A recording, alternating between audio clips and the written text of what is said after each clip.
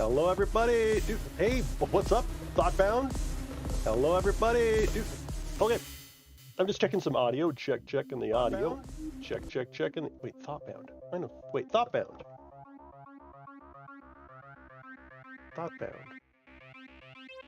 Wow, Thoughtbound, you're not the dude that I was in a raiding group in Final Fantasy XIV with, are you? Is that you? Is that you? I remember Thoughtbound. You streamed, oh man, I remember if it's you, you were doing med school stuff, you were playing a lot, you're getting back into Terra. Okay, welcome everybody, welcome to the channel, I'm Demon Gun. Usually I'm doing Talespire things, but there's been a huge OGL announcement for Wizards of the Coast. I happen to I have a company where we publish 5e content, and a Patreon where we do some 5e content and stuff, and we kind of manage a database at TalesTavern.com that provides like a lot of the SRD tokens for Talespire, which actually, now that 5.1 SRD is like in the wild, we can add another couple of hundred monsters to it if we cared to. So that's cool. That's pretty sweet.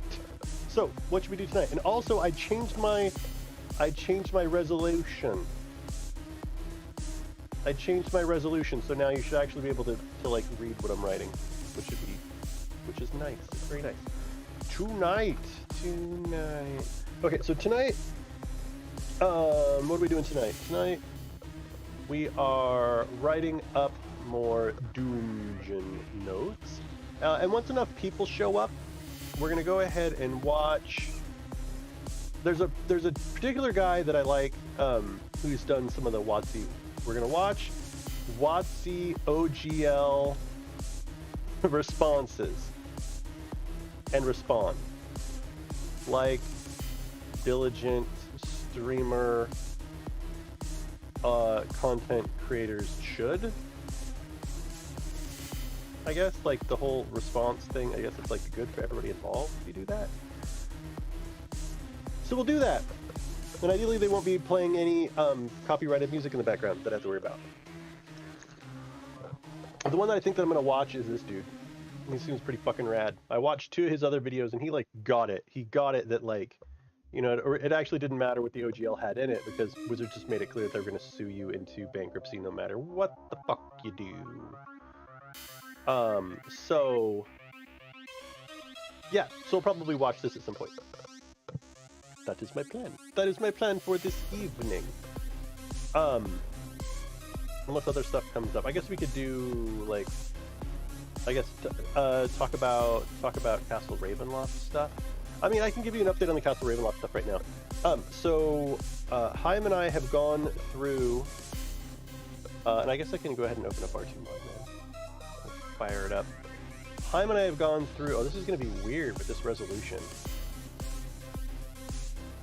Shouldn't break anything. Let's see.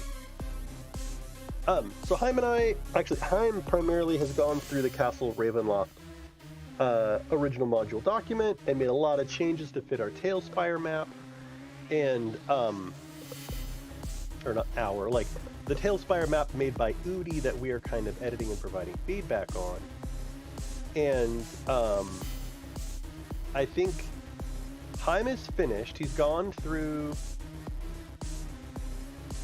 Chaim has gone through basically the whole thing, and he and I went through his feedback together, and I think we're on like room 28 or 29 or something like that. So in case any of you don't know like what I usually do, usually I'm streaming some Talespire something or another, and this is Talespire. Oh, this resolution makes it look so bad. It makes it look, it's not good at all. And for those of you tuning in who've been here before, I did go through the motions for basically taking the upper castle and the bottom castle and putting them together on the same board, which I think would be stunning. Oh, this resolution is really bad for me. I am not a fan of this at all. So this is the resolution I have to run if I want to do document editing on stream, because otherwise you can't fucking see anything. And But actually, looking at Talespire with this resolution makes me kind of weep a little bit. It's just it's not as smoking hot as it normally is. So this is Castle Ravenloft, and it looks small because I'm zoomed out, but I will tell you now, it is really big. For example, let's put down a human. This is as big as a human. That is a human, right? So if we do the thing where you zoom up and away at the same time, that is as big as a token is on this board, by the way. What's up, Hollow? So Udi sent me a message that was like, dude, I don't know that there's any value in spending time on this because they would have to have plugins to even see it in its entirety. People couldn't actually play on it. He was kind of like, it's a lot of work, and obviously he doesn't want to do it. But I might come back to it. I might come back to this. But I think for now, I think he's right. I think if we do the upper castle and we have Baldrax build the terrain around it, but don't put the dungeon underneath it, that would be cool enough, basically. And I think I'm with him. I think I've come around to it. I've had a couple days to sleep on it, and that's, I think, kind of where I'm at now too. So that's kind of where we're at with Castle Ravenloft stuff. Haim and I need to schedule time to hang out and go over the other fucking 30 rooms in the place. Actually, now that I say it out loud, it doesn't seem like that's that many. How many rooms are there in Ravenloft? 60, 70 something? 70 something? How's life, Hollow? How are you? How's work? I'm talking with you like once a week now, or something like that. It feels like. But I don't think it feels like. I think it is true. Strider's here too. What's up, Strider?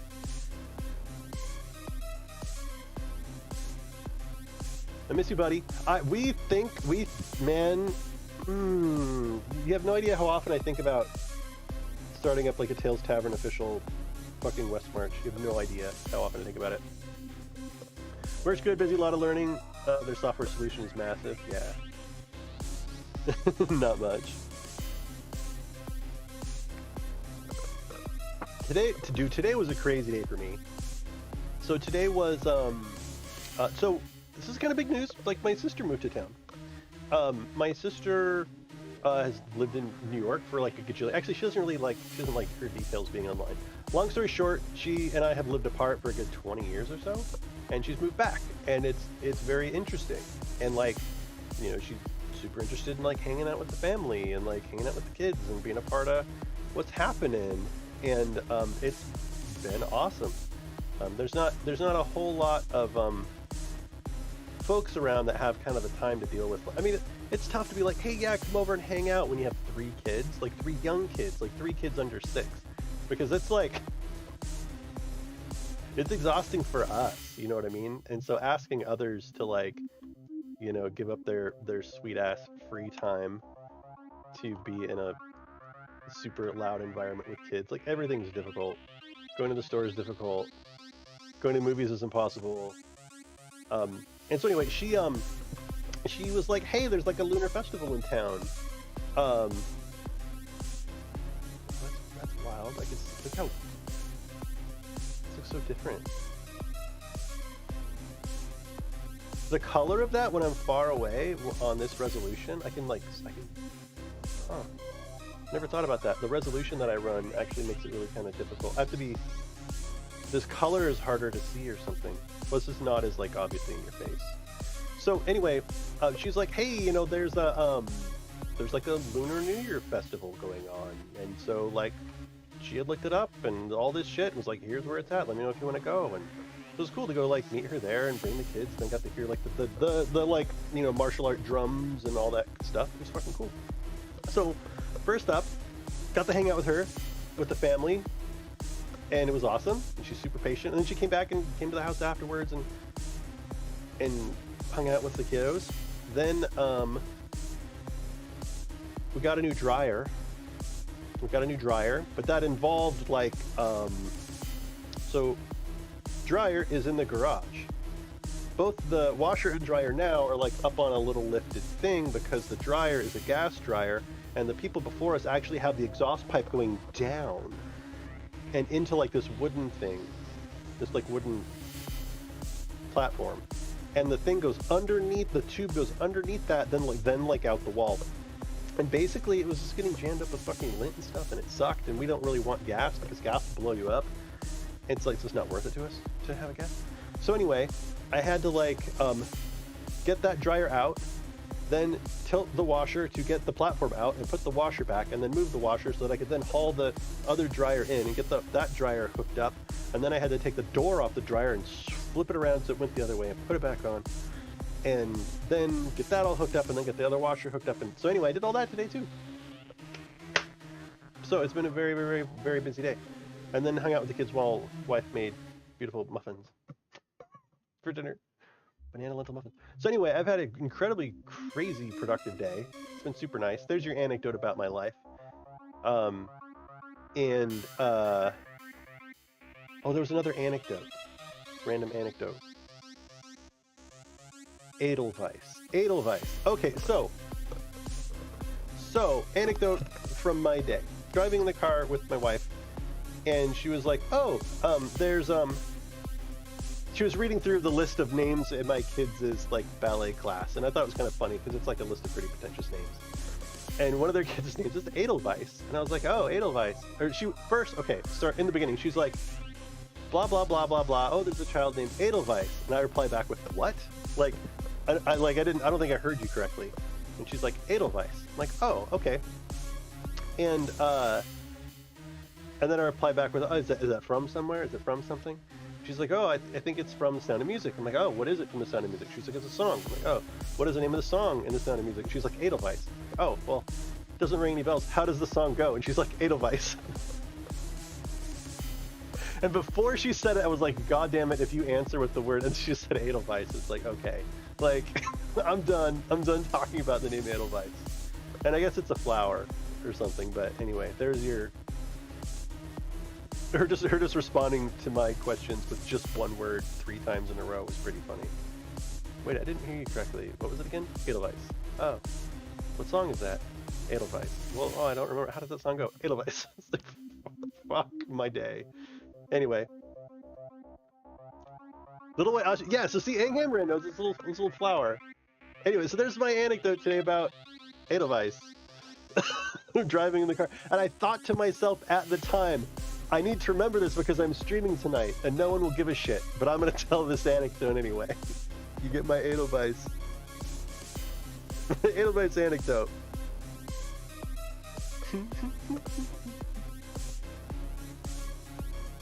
Oh, dude, Strider got back into D&D? That's exciting. That's how it was at your current house? Yeah, it's just constant, like... Oh man, our floors are still tore up. Remember when I had the water damage thing that happened in September? Yeah, we still don't have a fucking floor. The carpet is finally going to be installed on the 9th, and then who knows how long after that our actual like vinyl plank flooring is going to be installed. But Jesus, it's been forever, and it's just nonstop. That it's like, okay, so our microwave needs to be replaced, flooring needs to get put in. I need to basically throw away everything in the garage. I swear it can all just go. I need to get like my, okay, I really do want to get my, I want to get, I think, a nicer or another webcam that I can then use when I'm on the treadmill. And I want to have sessions that's just like watching a YouTube video and reacting, like while I'm on a treadmill. So I do want to get that. Hey, thanks very much, Strider. Oh, if any of you have Prime subs, give me your Prime subs so I can buy things for my kids. But yeah, it's just nonstop. It's just nonstop housing stuff. But what's nice is it's stuff that's like getting resolved, which is really good. You bought a house in October. Did you tell me about that? Congrats. Congrats on buying it in October, last October, and not trying to buy it like now. I mean, now the interest, dude, in the U.S. the interest rates will fuck you so hard right now. My interest rate's like 2 change, 2.8, 2.9, and it's because I think we got it at 3 point. Hang on, we like got it at 4 point something, and then we had direct deposit, so it was like 3.8. And then the guy called me back like a couple months later and was like, dude, I don't normally do this, but I'd recommend that you refinance right now. Our rates are crazy good. And of course you pay a fee when you do, when you pay like $10,000 or whatever. But over the life of your loan, that's like nothing compared to how much you save. So he called us back and was like, you should refinance. This is nuts. I've never seen it this low. And so we refinanced for like 2.8 or 2.9. Yeah, congrats on getting out. And good to see you, Anghammerand. Everybody's here. EG, Strider, Hollow, Anghammerand. Should I wait for anybody else before... my voice is cracking. Oh, I wrote out the stream stuff. So tonight, we're going to do more Doomjin notes. You can walk through me with it. And I want to watch and respond to a YouTube video about the WotC stuff. I heard about it. I went and read their fucking changes. I need to do something about that. You paid in full? What? Are you a fucking doctor?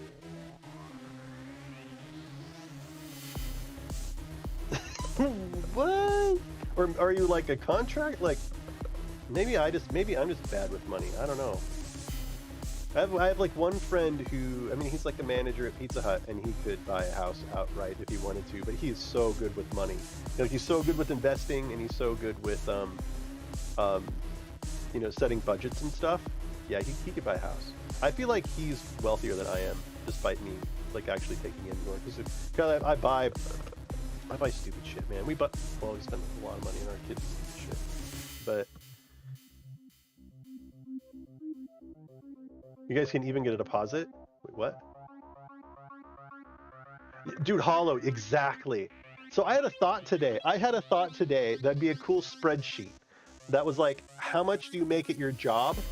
How long would it take you? Basically, like, how much do you make at your job? How much roughly, like, and basically like a guideline for people. If you're making this much, you should probably spend about this much on food, this much on living, and be able to save like this much. You know what I mean? And have like a guideline.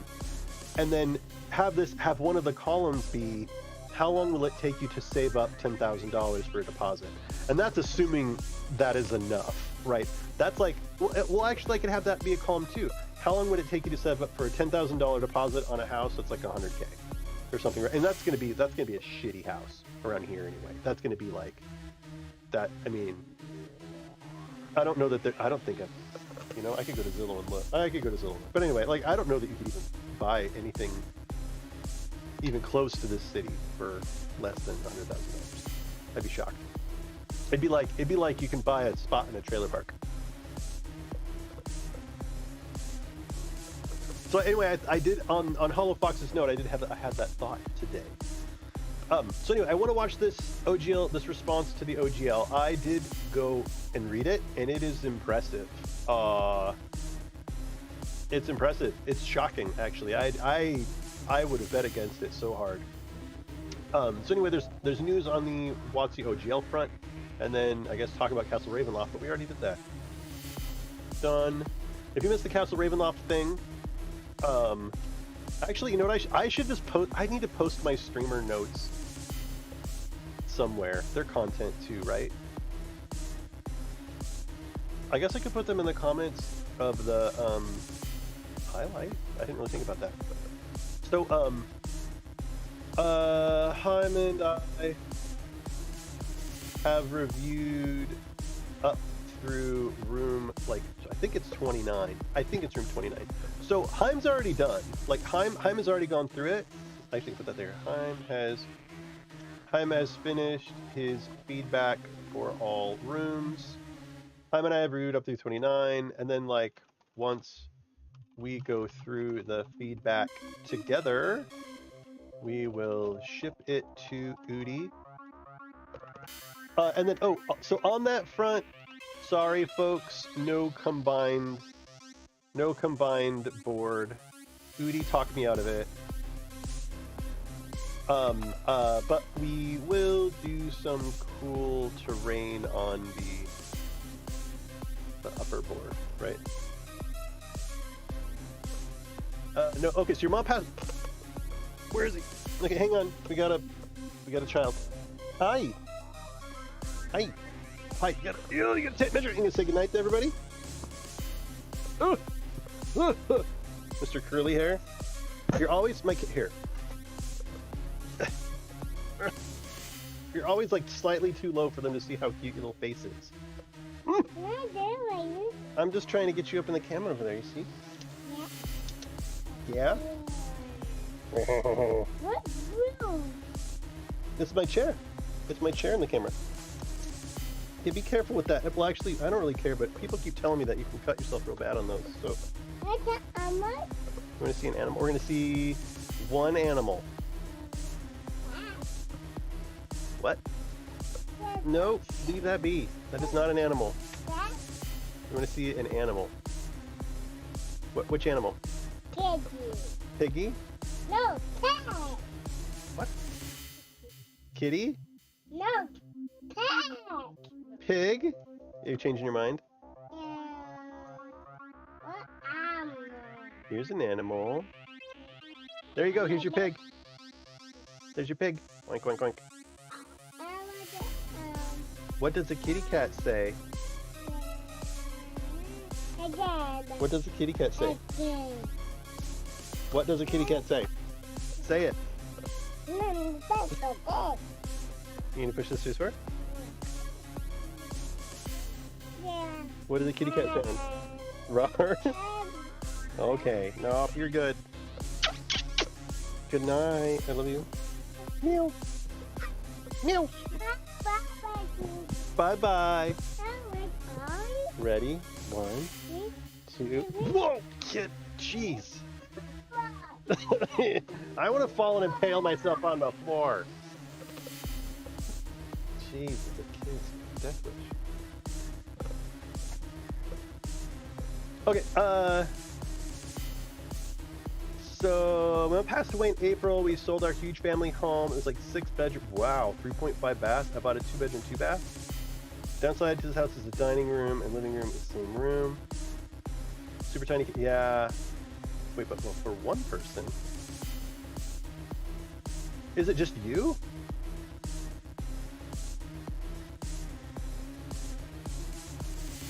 Oh, so okay, so you're yet another person that's like, don't fuck around with tape measures. Because I was just letting my kids play with them, like no big deal, and then I have people that are like, don't you dare. You're gonna kill your child. Oh, somebody pinged me. Zeus was the replacement of Thunderman. Ah, Jim drops in mini from Thunder Store. Player automatically gets it. Although there seems to be a minor bug that I need to resolve. May see if Lord Ashes will help me, but that would be great if people just had to install those 2 plugins and then a GM can just like drop it in and have it work. Dude, my voice is cracking. Fuck. That would be cool.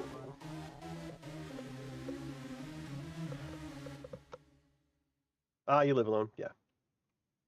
Yeah, I was just switching. I was just reading where you pinged me in Discord.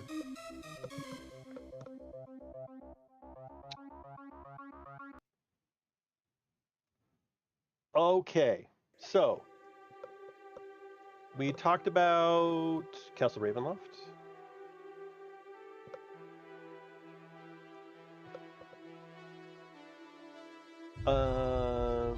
Okay, what time we got?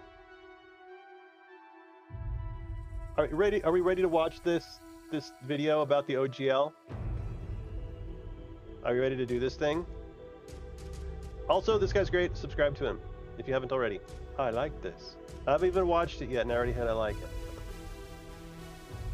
Okay, music.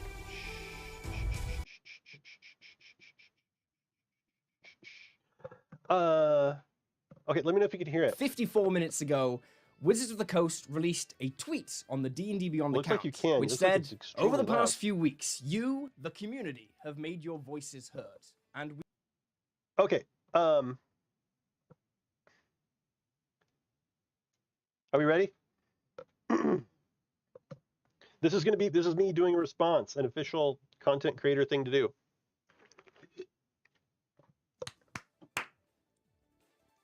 We won. It's 2 minutes past 9 on January 27th, 2023. And 54 minutes ago, Okay, so to preface this, to preface this, Wizards, when they posted their response to everybody's feedback, they had this one paragraph that was such bullshit.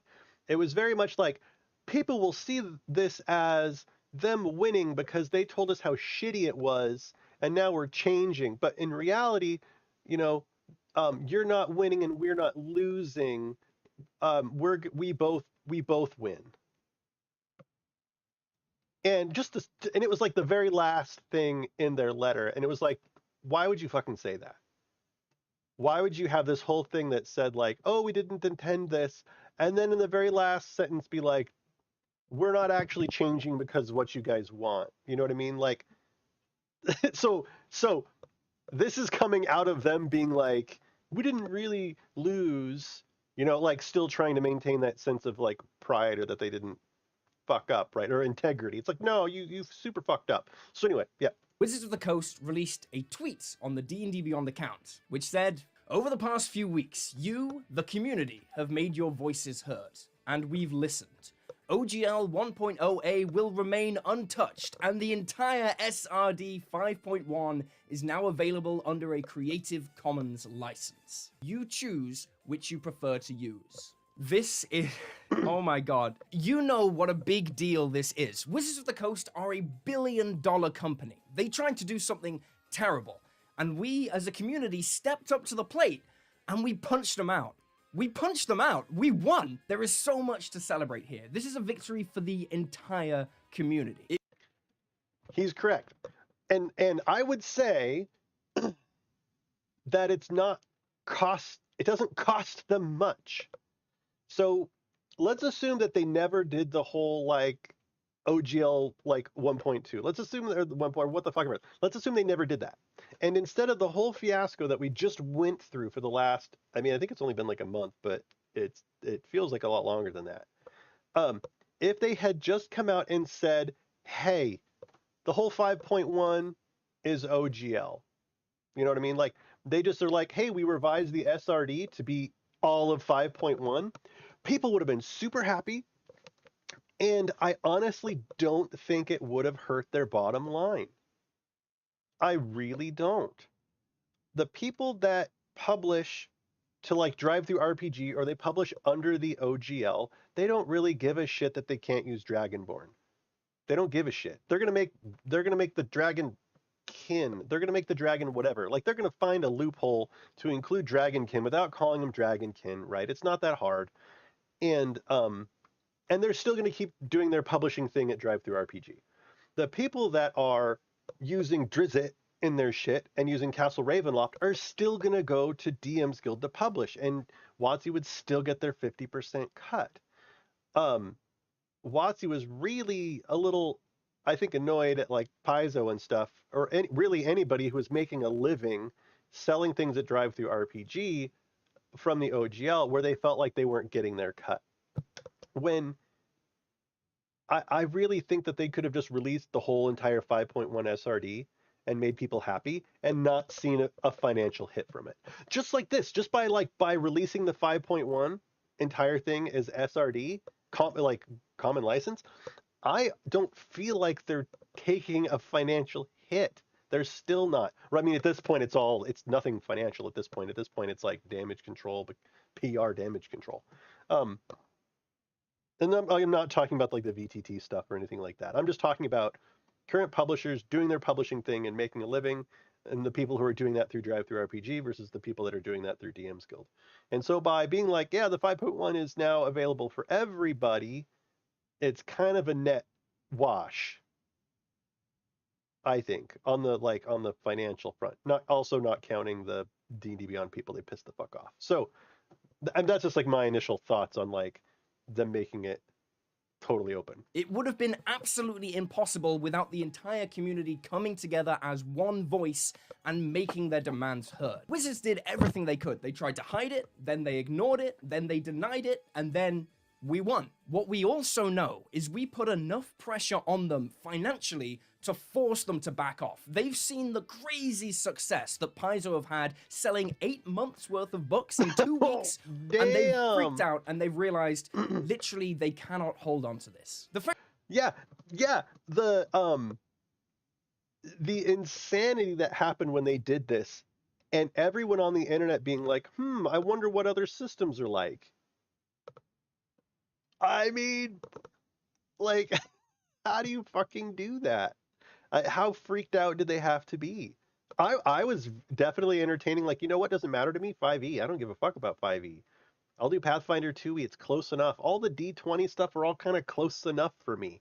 Like, I'm not hardcore about, although I've been gaming for so long, like, all the systems are so agnostic to me. Just like, what happens when you get old, when you're old and you're playing an RPG, you just tell the DM what you want to do, right? Like, well, my character, I'm going to try to persuade this barkeep, and there's going to be some bullshit roll for it. It doesn't really matter to me.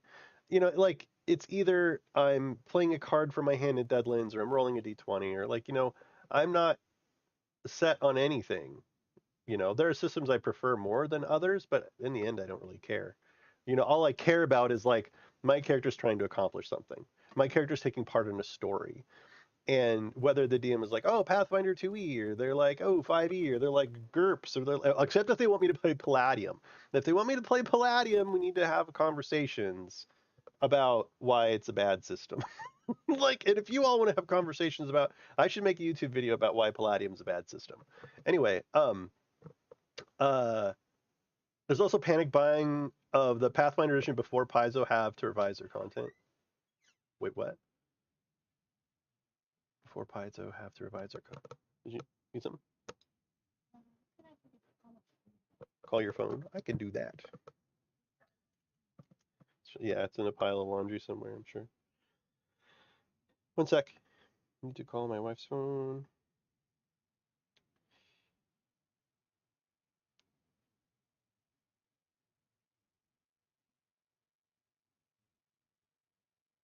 This is going to be the longest review video that there has ever been, by the way.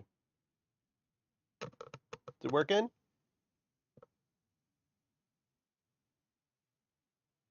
It's ringing, I think. Oh, cool.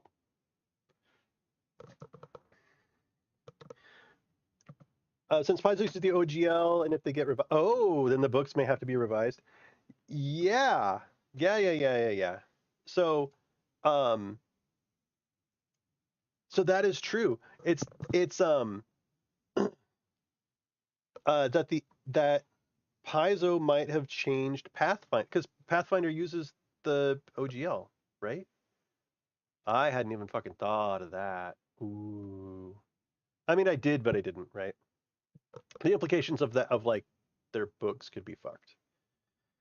I didn't realize they used the OGL. I thought, I feel like Paizo used the OGL out of like respect. Like they could have just removed the page from their book or something. Anyway, this guy's talking about how we won and something else. The fact that they're putting the whole SRD 5.1 means that most people won't even need an OGL anymore. And once it's in Creative Commons, they really can't walk that one back. I mean, I'm not a lawyer. I haven't had a chance to speak to the lawyers yet, but I think that once it's there, it's not even theirs anymore. So 5e content will forever be protected, and they can't. Yes. So Creative Commons, and my sister was asking about this. She's like, wait, there's multiple. Hang on, I can link the fucking article that we're all talking about, by the way. WotC, OGL, DnD Beyond. Will that get me where I want to go?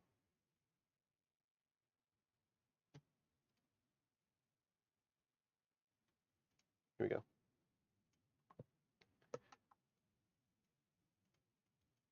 What's funny to me is I think D&D Beyond makes me think it's WordPress. So there's the article that we're talking about. So once it is in Creative Commons, that's it. I mean, it's like I mean, anyone can use it for anything they want to fucking use it for. I'm with you, Strider. I do not feel like people are going to come back to WotC. I really, I don't know. I've said it a couple times, but I want to watch the documentary of this.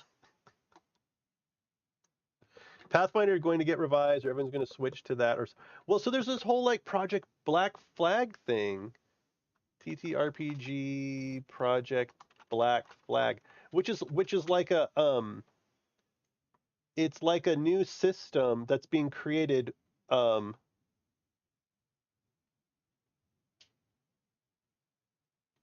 a new core fantasy tabletop rule set, but it's called Black Flag, but it's also being edited and stuff by a bunch of fucking people. So I mean, it could be like Pathfinder plus a bunch of other assholes like Paizo. And so anyway, there's this whole Project Black Flag thing that I think is a bunch of systems coming together to make a core fantasy rule set of their own. We'll see. Can't steal it, and they can't try and grab royalties. It's just out there. The tweets go on for a bit more. They say, your feedback in the OGL 1.2 survey is already clear, and we are acting on it. 62% are satisfied with adding the SRD to Creative Commons, and those dissatisfied want more in Creative Commons. 89% are dissatisfied 89% are dissatisfied, OGL 1.0. and this is some like 15,000 people, which to me does not seem like a lot. What's shocking is like I didn't take the OGL 1.2 survey when I probably feel like I should have. Yeah, 88% do not want to publish content under OGL 1.2. And we can assume that a lot of publishers are in there, right? 88% do not want to publish content under OGL 1.2. Fuck that. Thank you for your continued dedication and love for Dungeons & Dragons. This is nuts. We are sorry for the pain we've caused to the community. We look forward to... That right there.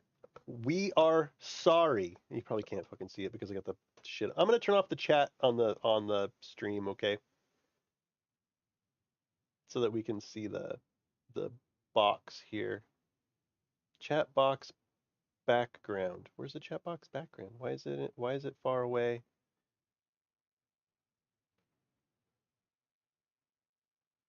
Oh. There's a black thing. There it is. Chat BG. Why are you so far away from the Here we go. So we're sorry. This for some reason is like is like impossible for some companies to say. Well, and people too, actually. A lot of people won't do it. Just I fucked up. I'm sorry. You know, I like honest, like actual, and like being genuine about it. Like, we're fucking sorry. Building what comes next with our players and creators. I'm amazed they actually apologized. They said sorry for the pain they caused. Don't get it twisted though. This is obviously not them listening to the community because their hearts grew 3 times that day. No, this is a huge loss for them. They tried really hard to do something and you said no. And they had to listen to you because you left. you left D&D. We canceled subscriptions. People boycotted. People started threatening the movie. You got it to the point where the executives had to appreciate that they were losing more money in goodwill from the community than they would stand to gain from the OGL. This literally couldn't happen without the community rising up in defense of the people who this attacked. But it also wouldn't have been possible without the Wizards of the Coast employees who broke silence and risked everything. Yeah, that is very true. That is very... Imagine if they had done this, if they had already done it, and were like, here it is, and no one had leaked it. Right? That, we would be in a very, very, very different position.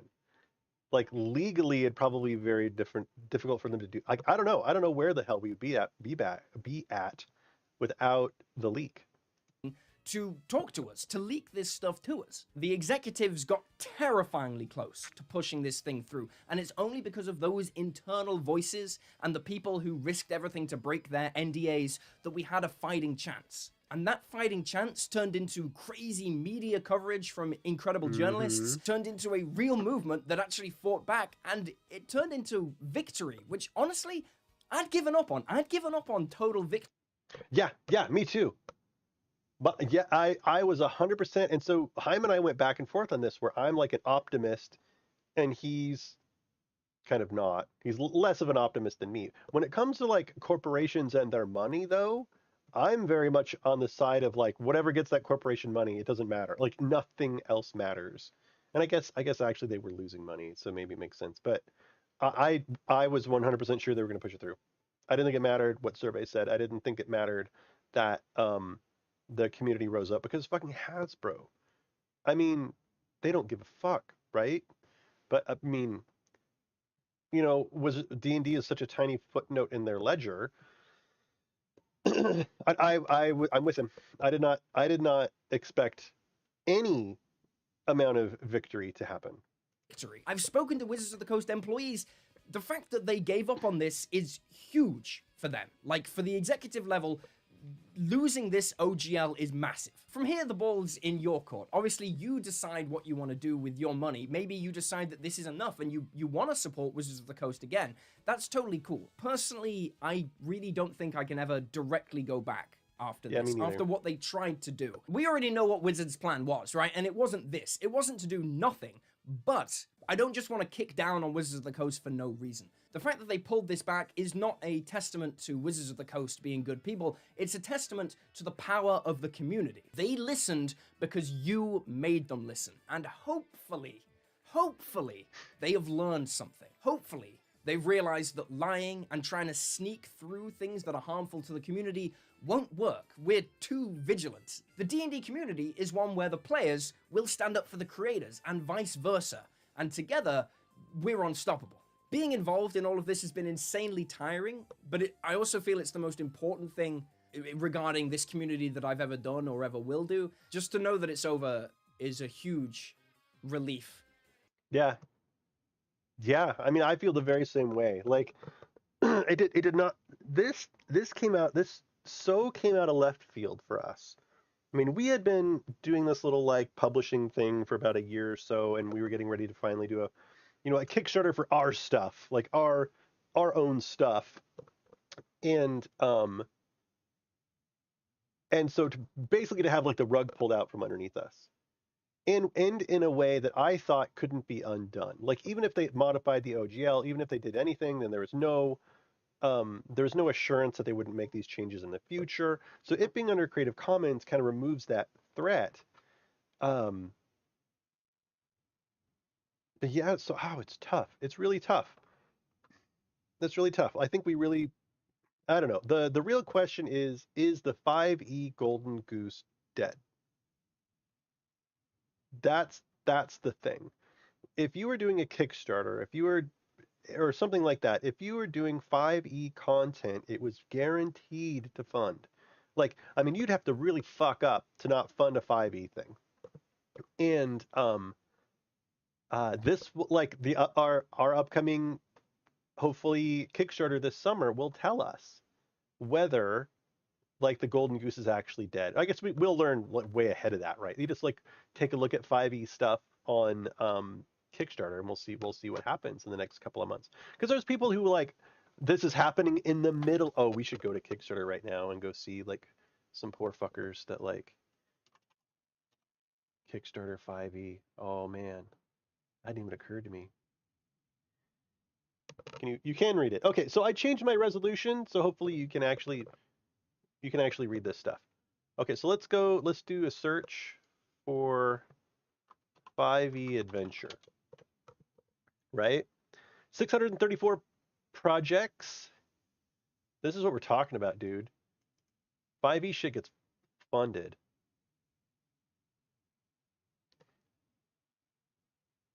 But I need something that's, like, ending soon. I need something that, like, has been going on for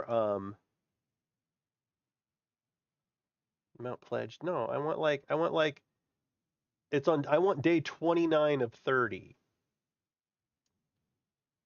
Live projects. How many days left? I need, like, okay, 23 days to go, 34 days to go, 11 days to go, 14 days to go. Penny Dreadfuls, Savage Shapeshifters. Quick Adventures for 5, D&D 5. Okay, for $1? What is this? Shapeshifter themed mini adventures. Explore the danger dive. 5 ready to use dungeon crawls. Okay, and this is, I mean, it's like $800, right?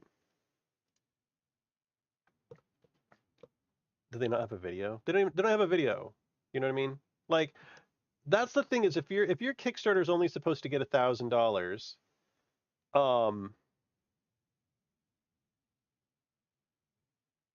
don't pay $400 to have a video made, right?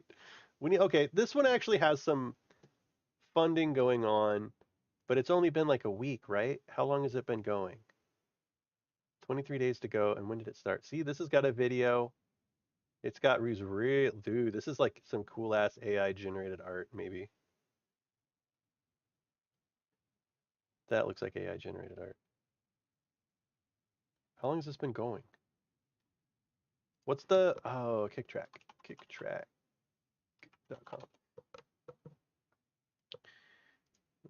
The Leprechaun's Trap. Leprechaun's Trap. Actually, I should go back and I need to. Oh, let's look at 5e ones that have canceled.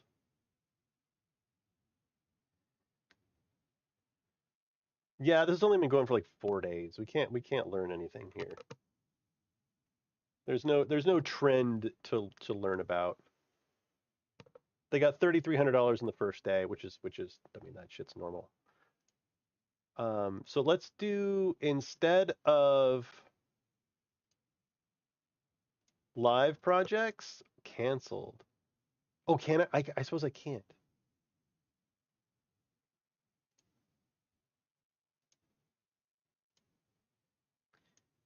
This is it? There's only like 6 for 5e adventures? That's weird. But I wonder how many canceled. And what I'd really like to see is a graph for something big. Actually, let's just do 5e. 5e. D&D 5e hunting supplement. 5 days to go, $1,500. Excuse me, I'm looking for big ones. Are there any big ones? 10 days to go. Deep Magic 2 Kobold Press. Ooh, biatch. Dude, Kobold Press. Holy shit, son. 19 days to go. Fuck. Deep Magic 2. Actually, oh, I got the email for this. I got the email for that. Deep Magic 2. I just want to see. I don't think they've been live long enough to see the graph.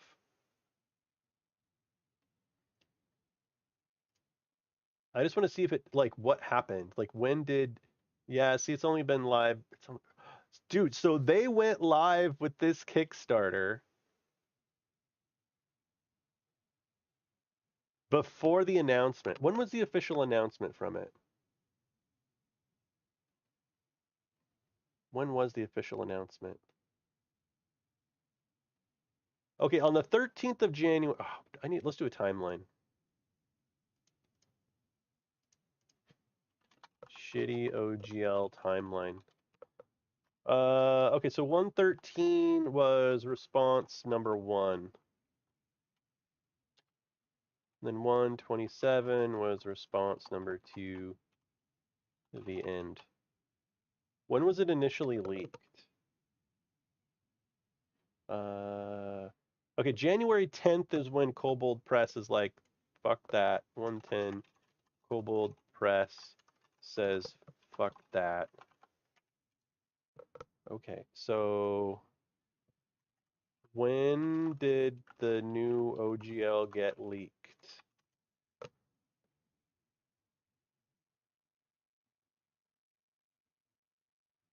Leaked OGL 1.1 was it on the same day? January 9th. I see a January 9th. I see a 5th. 1.5.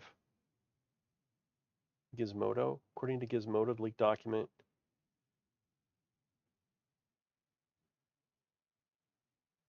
January 9th. There's something on the 5th. 1.5. Gamer Rant. Leaked OGL reveals plans for homebrew and 1 D&D. Wait, what? 1.5. Okay, so I'm thinking 1.5. Like first article happens? Question mark.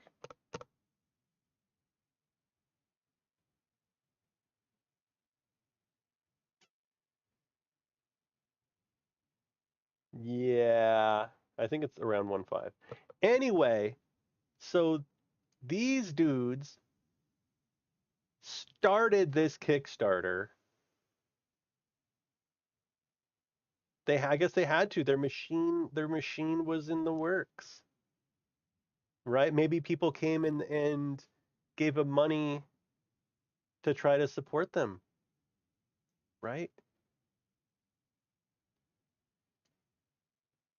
Okay, so here's the thing. Here's the decision that I need to make, right, as a quasi publisher. I'm not real happy with WotC, obviously. But if 5e is still the way to get something funded at Kickstarter, I kind of have to do it.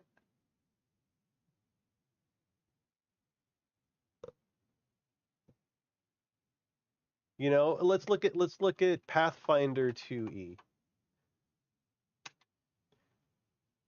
Is it PF? What it like PF 2e? I don't even know what people say. Pathfinder? Oh, wait. Show me live Pathfinder projects in all categories. Dark Wizards Games Fantasy folder. $1 gets 2 full PDF adventures. $1,900?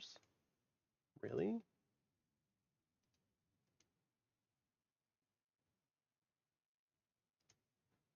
What is this?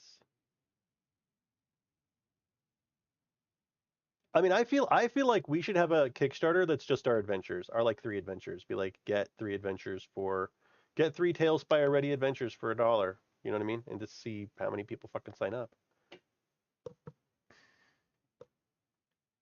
What are fantasy folders? What exactly is that? Osric 1E, 5E, D&D, DCC, Pathfinder role-playing games. Excuse me. You get 3 of our fantasy folders. Folder number 1 is Dungeon Demon, super sturdy, high quality folder. Wait, what the fuck is this? Matte finish? Oh, they're like literal fucking like peachies. Did you call them peachies? I don't know if you call them peachies in Australia. Like peachy folders. You give to your kids or something. I mean, these are fucking cool ass folders. I mean, she looks like she's straight out of EverQuest, but you know. With any minimum pledge of $1 more, you also get free PDF copies of our Maximum Mayhem Dungeons number 1, Hanging Coffins. Okay. So for $1 or more, what do our pledges get us? $1 gives you 2 PDFs. Groovy. You get PD copies of our, oh man. And you get number 1, number 5, PDF of 27 themed character sheets. Okay. Pre-generated characters in 1 each. So it's a handful of shit. You get a handful of shit for $1. You know, I'm down with that. I'm cool with that. At $15, you get 3 of these folders, these full color folders. They're going to be print and all this other stuff. Groovy.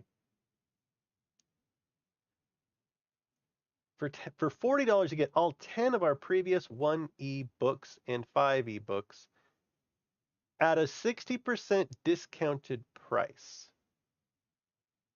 from a normal website price of $10. Okay, so if we were to do that, it would be like pledge $10 or more and you get like 3 of our PDFs. Okay, so, you know, that's still something. I think if my friend and I combine our homebrew rules, we'd have a new D&D rule set completely different to WotC. You could do it. Strider, there's absolutely nothing stopping you. And in fact, if you want to pay someone to put all your notes together and publish them, let me know. Our rates are very good. And I mean, we'll probably just take a royalty. It'll probably be like, and also if you want to do a Kickstarter after you have it published, let me know. I can do that too. I don't know what our royalty rate or whatever would be, but basically if you sold it at Drive Through RPG, we would want like, I don't know, 10% or something like that.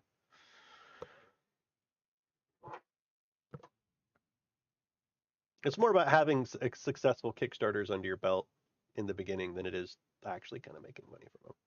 Mechanical monsters and clockwork cyborgs for 5e and Pathfinder RPG. Okay. Okay, the whole point was to go here and try to find Pathfinder shit. And this appears to be it. And it's not even a Pathfinder thing. They just put the name in there. So I'm looking at live, anything that has Pathfinder projects in all categories on Earth. And I'm getting 4. How about I look up just like Pathfinder Adventure Kickstarter? A new adventure anthology. Okay. Am I getting anything different than I just found? Okay, mini dungeon tome for Pathfinder 2e. It's not live yet. Excuse me. Scenario-based battle maps. So, okay, battle maps don't count. Pony Finder from the Ashes. What? The Goddess and the Fox uncover the dark secret of the ancient woods of Aix and save them. Okay, so it's 5e SRD compatible, Pathfinder compatible, but it's not specifically Pathfinder. I mean, it just maybe people just like stopped all their Kickstarters because I feel like there were a lot more on here. But this guy, $36,000 for mechanical monsters and cyborgs for 5e, and this is just monsters and shit. A killer collection of monstrous machines, cyborgs, constructs, and robots for 5th edition of Pathfinder RPG, plus Starfinder add-on. Okay. $36,000. 5 day. Oh, ooh, it's a good one. 5 days to go. Okay, so this is going to be a great one. Mechanical monsters. I want to see if they're funding graph bumps. You know what I mean? I want to see if they're funding graph bumps. 36,000 current pledge level, trending towards 46. They just have a few days left. Oh, it's by Legendary Games. Legendary Games is so fucking good. So we're steady. Okay, and 1.5 is when this thing was announced. Was when the new OGL was announced. So there's this weirdness here. But what's funny is it goes up in the middle. It shouldn't. I mean, their daily data. This is funny. It goes up right there. That's fucking crazy. What'd they do to make $3,000 that day? Seriously. 120. So I am so sorry that you're hearing me cough. Isn't that okay? What happened on our timeline on that day? Anything? There's a bunch of like response number 1. This is like the Black Flag stuff came out. When was Paizo's response? Oh no. When did the open letter publisher open letter OGL come out, I guess? Because there's the we rolled a 1 article, and then there was the response letter from Community Post open letter. RPG News, come on now. Community open letter.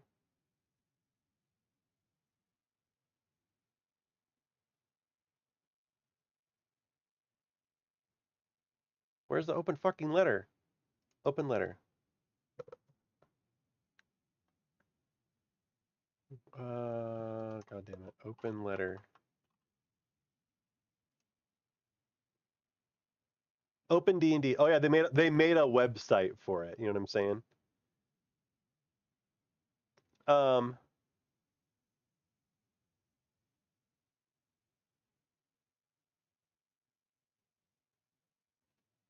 don't know when this it must oh fuck, I don't know when it came out. Read the open letter. Thank you. Doesn't have a date. God damn it. If you're looking for this to be like archived in the annals of what the fuck ever, put a date on your shit. Anyway. So I'm just curious if this followed when that open letter was published. And people then would go click on Legendary Games and learn what Legendary Games, or Legendary Games very well could have sent out an email that was like, hey, come support us, like this, you know. Oh, wait, send a link? Yeah. It's mechanical assholes doing things. I mean, it's like, it's 2E shit though. Or, it's, 2D tokens and stuff. Okay, so this is a soft cover bestiary featuring over 140 incredible creatures. 100 creatures for Pathfinder. They're all science-y shit, right? Mechanical Monsters delivers an incredible collection of these creatures for your campaign. But, I mean, it's a physical fucking book. I mean, fuck that noise. Pledge one, I mean, that's me, though. People apparently really like physical books. Not me. So, retailers and special orders. This pledge level is for anyone who has a special order or request that is not covered by our normal pledge levels and add-ons. In addition, you can, if you're a retailer, you can order books at 50% MSRP. That's cool. So you can like basically give $1 and as an add-on 100 copies of some fucking book, right? This pledge level to sign up Kickstarter updates. Only 7 people did that, right? But if I was selling their product, if I was like a reseller and I had a store, I would do the $1 thing and then I would be like, hey, yeah, I want 100 whatevers. 19 or more, you get the PDF. Killer collection of over 140 magnificent mechanical monsters in PDF as soon as the Kickstarter ends. This, my folks, is the key. If you're going to do a Kickstarter thing for a digital product, have it fucking finished. Sorry, my coffee thing, I get weirded out if it's not where the vent can distribute coffee. So, I mean, they're doing it. But it's specifically not just Pathfinder. It's 5e.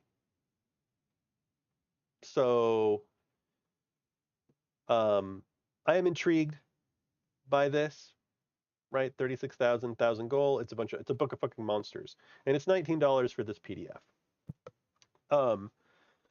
And so what we were thinking of doing is either the Book of Bosses or realistically, that's what we should do.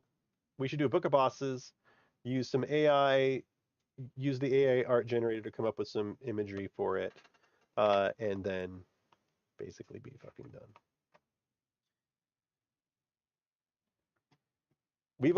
Haim has already come up with some cool ass monster. Dude, Haim had us fight this fucking monster in Curse of Strahd in the Ruins of Berez, like underwater.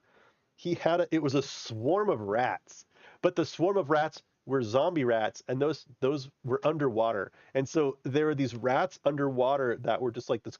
They were like a cloud of piranhas, only they were fucking rats. And they were just like swimming in they were like a big worm underwater. It was nuts.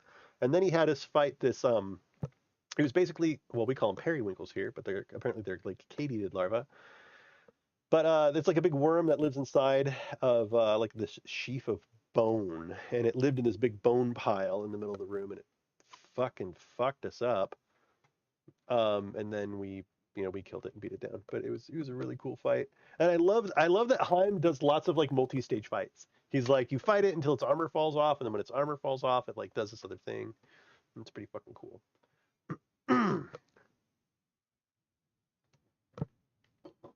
Anyway. And it's a little startling, to be honest. But hey, I can truly go back to normal content now. So also this whole thing has opened so many people's minds to the idea of D&D competition. I don't think that the growth Paizo and other systems have seen is gonna just disappear. It's gonna keep going. People are playing Pathfinder now. They're playing other systems, and I think that's really healthy for D&D and for D&D content creation. D&D's but not the silver bullet. It's rare that a billion-dollar company ever loses anything. Usually they're the ones that get away with bullying and coercion and pushing things through. The fact that we knocked them back, the fact that we fought at all is crazy, and the fact that we won, I still can't believe it. Honestly, it's not going in, man. It's not going in. So it's gonna take. Thanks it's so gonna much take me for a while everyone to, like, who did anything, watching, sharing videos, Twitter, Reddit, filling out the survey, #OpenDND. This was unbelievable. What a month, man. What a month. Yeah. I mean, I don't know. I'm just rambling. I'm just very happy. I'm just very happy for. Here you go. Follow the guy. Community. He's man. fucking rad. We're so strong. Anyway, I guess back to normal content, right? See ya. Yeah. Like the drama's over. Let's like, get back to let's get back to our everyday shit. Kyle was just starting the OGL playtest. Playtest the OGL. That's funny. Um, this is Kyle, right? This is Kyle that we're looking. Recently uploaded. He's published a lot of videos since it started. Here's was his normal thing, and then it's like drama.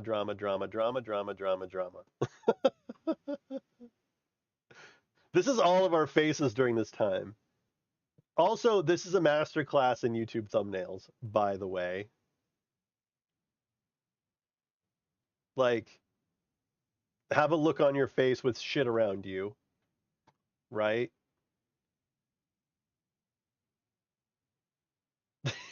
It just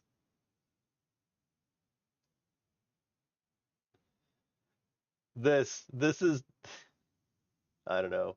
This is why I don't really want to do YouTube content. I don't want to add to this like and he's doing a very good job.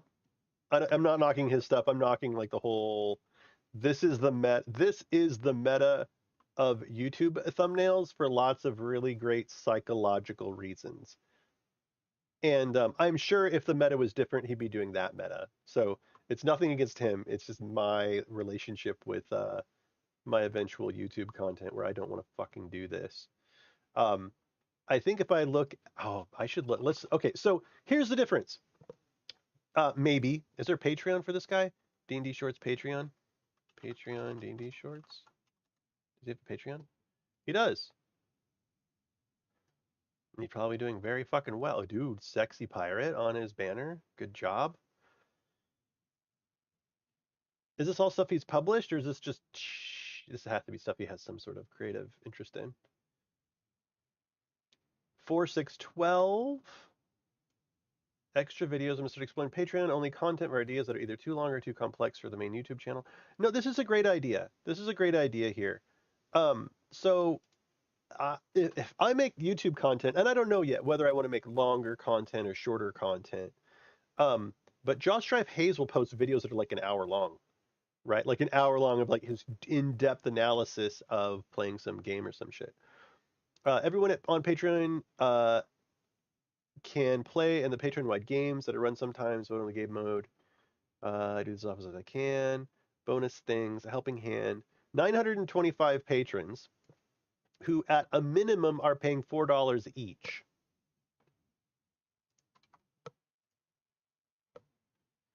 $9.25 times 4. Good fucking job, my friend. Excellent. And this is also leads into my statistics on like YouTube videos are like the number one thing, the number one supported thing on Patreon. Hands down. So there's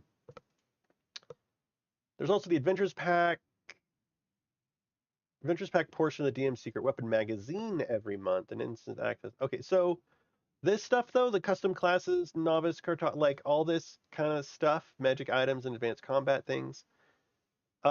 Basically it looks like there's a magazine that he publishes every month. So he probably has people that do that. I don't want to mix my stuff. I don't want to mix my free stuff with my publishing stuff. And I don't want to do that because I only want people to pay on the publishing side when I fucking publish. At the point where we're actually able to publish something once a month, then maybe we'll switch it back to monthly. But I like the idea of like, hey, we published a new class, or hey, we published a new whatever. And basically linking that to the Patreon. Like we published 5 bosses or something. Like I need to look at how the publishing, like when you pay when we publish, works. Because it might be like we published I don't know if it can, like, I publish something and say it's like $1. You know, like we made a cool boss. You know, we made a magic item. We made a whatever. And it's like $1. But if it's like we publish a full adventure, it's like 20 pages and it has a fucking Talespire map. If we can publish that somehow differently. Uses an easy to read font, lots of color. The face isn't long, just a simple statement. Yeah, yeah. I mean, yeah. These are. I mean, this is gold. This is how. I mean, I should just here. I'm just gonna screenshot it now and be like, here you go. And he doesn't have his company logo because I mean, it's him, right? It's like it's fucking him. So let me put this in my my marketing channel so that I do thumbnails like this. Question mark. But I do want to go look at Josh Stripe Hayes because he's my favorite. Would I go gay for him? Would I go gay for Josh Stripe Hayes? Maybe. Maybe. Okay, so he has the same kind of thing, but it's just not like it's like not him. You know what I mean? It's not his face. So he's got the font on the left, extremely easy to read. It's always, well, in the case of worst MMO ever, it's always for what are NFTs? 2022 feature of the channel. So his titles in the thumbnail, creator content versus Amazon. It's like never more than 4 lines, never more than 5 words. Right?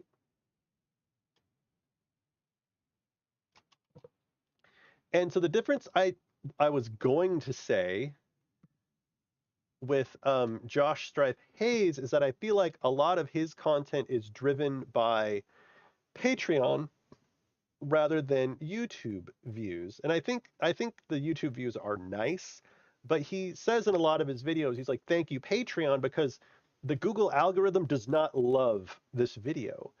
And I would rather write the scripts and record my videos however I want to and not have to worry about it. Like if it's 12 minutes for me to really feel like I put out like a thorough here's how you run a game in Talespire, then I want to make it 12 minutes. I'll make it 30 fucking minutes. And it's helpful for me if it's I know like my patrons are going to support and go watch it. And not have to lean so much on YouTube because honest to God, I'm expecting YouTube to unmonetize every goddamn thing that I ever make. Because I swear a lot. Right? Fuck you, YouTube. Unmonetize my live shit right now. Hey, Strider, have a great one. Dude, Fizz, I read your thing. I didn't even mention it. What's up, man? How are things? Congrats on the house, Strider. I apologize in condolences for, your mom. Was it your mom? Yeah, your mom passed away. Be careful. Don't give yourself a hernia. Don't give yourself a hernia. Oh, I think this is the content in his magazine. That's what it is. Get the complete DM Secret Weapon magazine every month, which with everything included and instant access to all magazine releases in the last 3 months. That's important. The last 3 months, even at the highest tier, you get the last 3 months, unless there's more tiers down here. Oh, there are more tiers. But there's only, the more tiers are like, special bullshit. You decide what class, subclass should I cover on the next YouTube. The Kraken tier lets you vote on what should be covered next. There's only 2 left of I don't know how many. Oh, that's interesting.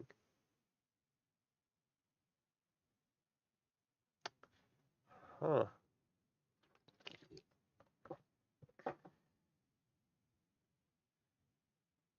So I mean, maybe at some point, I guess.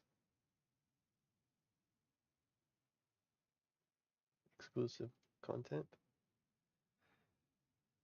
Homebrew review. Yeah, I think, I mean, he's got this on the lockdown, but this whole magazine pack, I'm going to split off into our other Patreon, our publisher Patreon.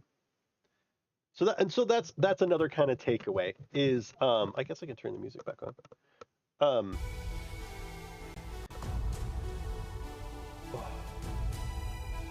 Yeah, I mean, I think we're still going to move forward with the publisher Patreon. And it might be that it's 5e stuff, if people want 5e, and we can I don't know what they want. but to me, it's so fucking agnostic. I don't care. Like, my adventure is going to be the same if it's in Pathfinder, the same if it's going to be in 5e, the same it's going to be in Hero. Well, actually, if it's in Hero, it'll be different. But, like, honestly, for me, writing the adventures is, you know, the difficult part. I guess it's not now that we have Chat GPT. Fucking shit. I love his page, though. It's so fucking good. Yeah. But he's making close to 5K just on Patreon. I don't even know how much for YouTube and the sponsorship promotional material. Oh yeah, he's probably clearing 10K a month, and he's probably hiring at least one person. Right? And it's his full-time gig, too. So does he produce, I guess all the legit people produce a video a week? Is that what he's doing? 1 day ago, 6 days ago, 8 days ago, 10... Well, this is a special case with the OGL shit, right? So he has 3 weeks ago, 1 month ago, also a month... Oh, fuck, it doesn't fucking tell me.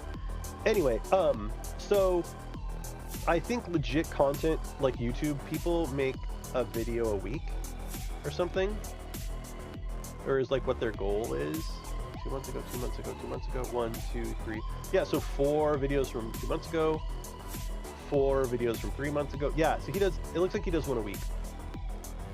Yeah, I think you're right. I didn't catch that. I think you probably caught that earlier than I did. So what I have done is, I mean, I've signed myself up for 1 video a month. It's basically starting in February. And I've already been thinking about it pretty fucking hard. I like what I want to do. I have lots of ideas. I already have the script written. I've had the script written for the, like, How to GM in Talespire Part 2 for over a year now. And so in the beginning, I can sign myself up for 1 YouTube video a month. And then as I get better at it, it'll be faster, I'm sure. And then that'll be an article as well. And then we're still going to do an encounter board a month on our Patreon. I do need to change the tiers though. Like I think we're still, oh, I didn't want to show you my Patreon. We're still at like, I think we're still at 357. And that's gonna, I think I'm gonna change it to like, well, what do I want to change it to? Having a $1 tier, I've been told, is like the absolute, like, don't fucking do that. But see how there's like this Let's Play thing, which I'm not gonna do. Bonus things, I'm not gonna do. Helping hand. I think what I'll probably do is for the free content, the YouTube video stuff, I think I'm gonna do, wait, what? What is this? I did not, whoa! Oh shit, I did not. Oh shit, I did not. I would love that adventure, and yes, it seems to be the best way. $388,000. Oh, dude, can I kick track this? I do. I want to kick track it. Kick track. Sands of Doom. Sands of Doom. Looks fucking sexy. Funding successful. Look at it. Okay, so it went up, and then January 5th is where shit went down, and it's like it didn't even fucking matter. Right? So, this, dude, a Let's Play Doomgen, yeah, dude, once I get the Doomgen spun up, so the Doomgen's gonna have its own Patreon. I already have it set up. The Doomgen already has its own Patreon, it already has its own, like, support@doomgen.com, I already own the domain. I was surprised the domain of doomgen.com was not taken. I think I'm also gonna get like the Doomgen, like thedoomgen.com, and just fucking forward the URL. But yeah. But for the content stuff, I think it's gonna be like 135. Like 135 will like maybe get you shit, and then above that, it's just like, hey, thanks for like, get your name in the credits. Big or something, I don't know, shout out. But this tells me that people funding this Didn't, like, if this had dipped, or actually, let's do daily data. No, it went up. Well, I mean, that's also, okay, let me put it another way. Why is it only 7,000 the first day? Why is this only 7,000 the first day? That's odd. And how the fuck did he make 56,000? Oh, this is the last day. That's weird. This is weird data. This is very strange.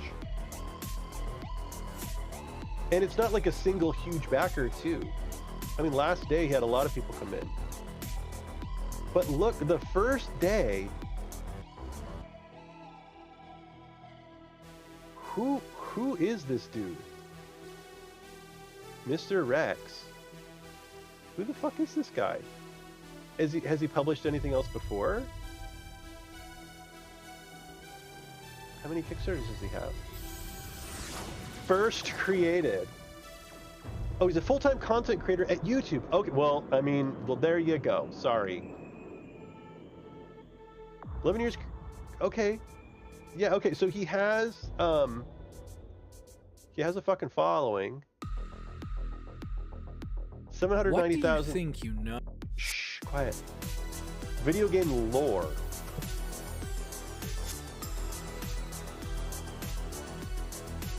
Two weeks, 3 weeks, 3 weeks, 3 weeks, 1 month. Yep. Okay. We have a video a week, right? A video a week, dude, with 790K subscribers. I'm still shocked that like day one, his day one data is weird. This is weird. Usually it's like this is at the 30K level, and then it kind of does its like weird wonky thing, and at the end it spikes again. That is word of the mouth. Yeah, and a silent public instructions YouTube. Yeah, it's just his graph is weird. It's usually his first day, if he has a big email list, would have been, you know, pretty high, and then it kind of levels out, and then like your last day. Hey, what's up, Kogabi? Took a short stew. Sorry, I had an advert. How are you? It's been a while. Oh, there's something, I don't know why I remember you. To be honest, there's something about you. There's something about you that's at like the back of my mind. Koga B, what did we talk about? Did you have homebrew stuff? Was that your thing? I can't remember. What have I done? My chat box is broken now. Is it loading?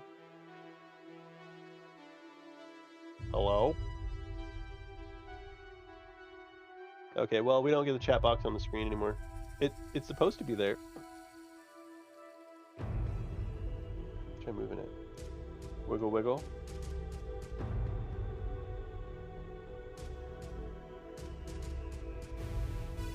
Done.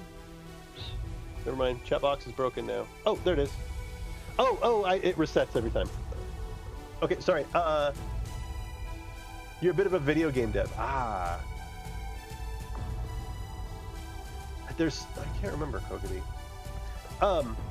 Okay, so this is incredibly organic, right? There's no like weird spikes in the middle. The last, if it's really good and people finally are like, holy shit, this is a really cool thing, I went in on it. Or he does a YouTube video that announces it or something like that. It's just, I'm surprised that there's not the spike in the beginning. 4,000 backers, first Kickstarter, 388,000 fucking dollars. Jeez, I bet his video is amazing. Actually, we can watch his video. Let's watch his fucking video. I got my shit set up. I say as the video plays.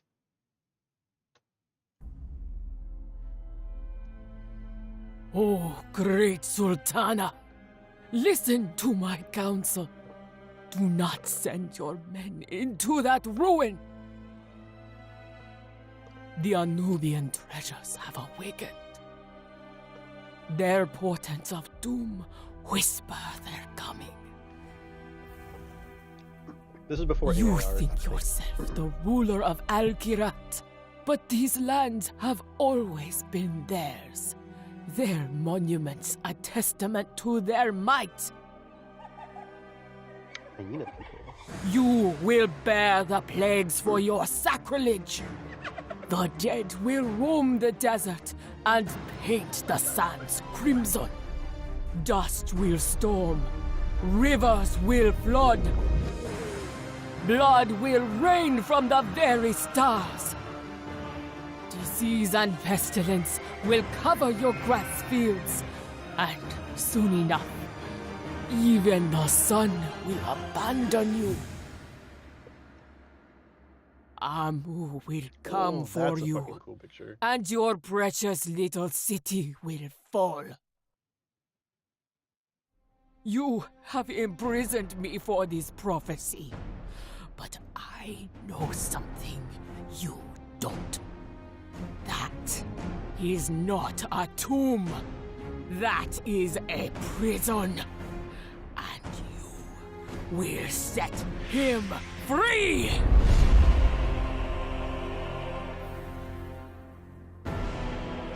Sick! That was pretty fucking cool. So, legit, of course.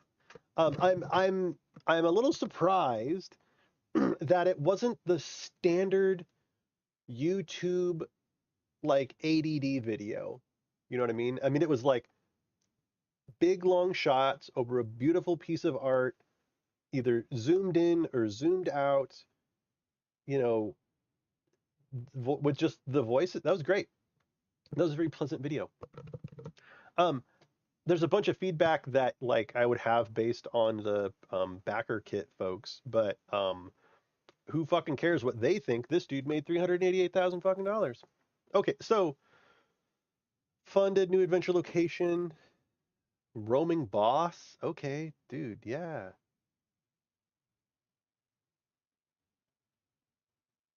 That's fucking evil route. Oh, there's like an evil, like you can go through the game as evil characters. Desert magic. The Red Sphinx. Have the option to track the creature down using clever role play while solving puzzles and riddles. This is neat looking. Okay, and okay, we have like another, what is it? Hello video? everyone, I am Mr. Rex, and I'm excited to announce Sands of Doom. I have designed Very personal. We know who this guy is.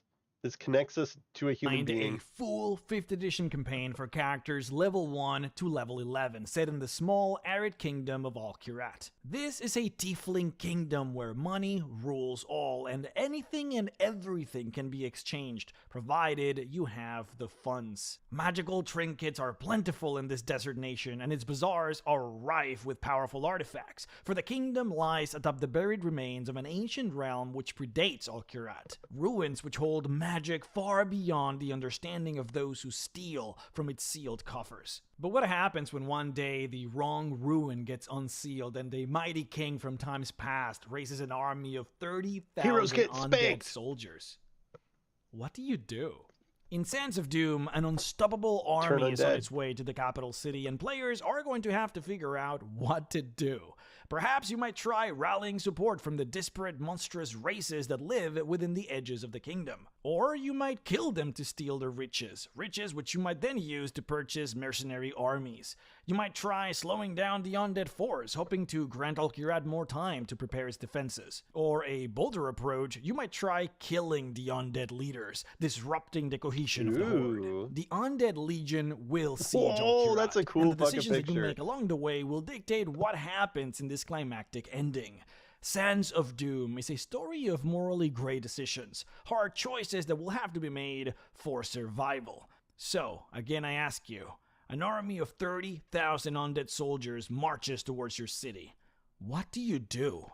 The choice is yours. I am so happy to finally be able to share this with you. If you want to learn more about the campaign, then please read everything below. We have a lot of Nice. I like that it only goes to level 11. Things past level 11 gets too fucking complicated, yo. Dude, this is rad. What a great idea. His page is extremely long. Real long. I feel like okay, I've been very fortunate to be part of the community. Many members have launched finished schedules, keeping close in contact with them, sharing their experiences. That's cool.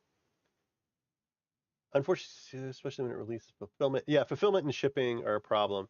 Is it already done? Making sure that you're aware of the book's progress. I'll be as transparent as possible in any issues that arise in communications. When do they think it's going to be finished?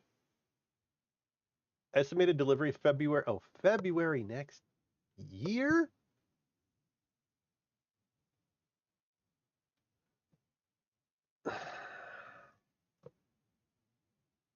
Really? I don't like that. Yeah, turn undead. What do you do? Just fucking turn undead. I don't like this. I don't like buying a 1 to 11 adventure that comes in a year. Like,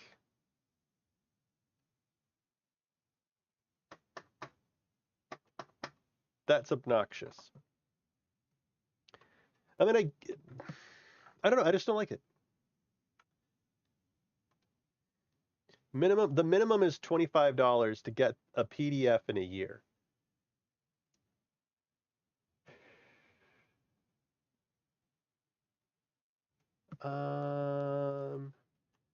Yeah, 25 for a PDF you get in a year. I think I'd rather just buy it for 25 in a year. Right? Like, you know what I mean? Yeah, just like buy it later. Like how much I mean, you're not going to get a lot of interest, but like, I mean, I'm not going to get the hardcover. Yeah.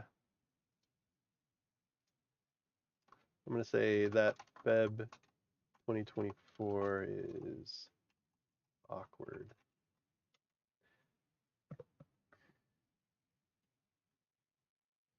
That's what I'm saying. Like it says it here, February 2024 for is it like a typo?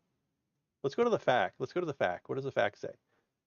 Will there be a digital version of the magic cards and battle maps? Don't need that. OGL. Oh yeah, will the OGL change? Does it affect it?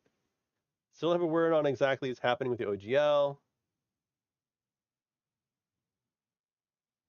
I will strive. Yeah, if it gets fucked up right away, that it prevents need for licensing in its entirety. Yeah, I mean it's a good update. I want to know, dude. He only has three. He has 3 updates. He has successfully funded, final stretch goal unlocked, and thank you. He has 3 posts during the whole course of his fucking Kickstarter that made $388,000 fucking dollars. What? Dude. I guess this is what it looks like when you're like a successful YouTuber that people love and you do a Kickstarter. Damn, son. I mean, there's not many risks. I mean, I have a question. Why is the PDF February 2024? Is that true or is it a typo? The other is AJ Pickett. Who's AJ Pickett? Oh, wait. Oh, okay, sorry. When it tends for like casual noobs, 11 to 20s advanced D&D, it'll be worth it if he is one of the 2 guys I would trust with lore. The others, AJ Pickett's the other guy that you trust with the lore. Gotcha. Hey, hello. Hello. Succubus lady.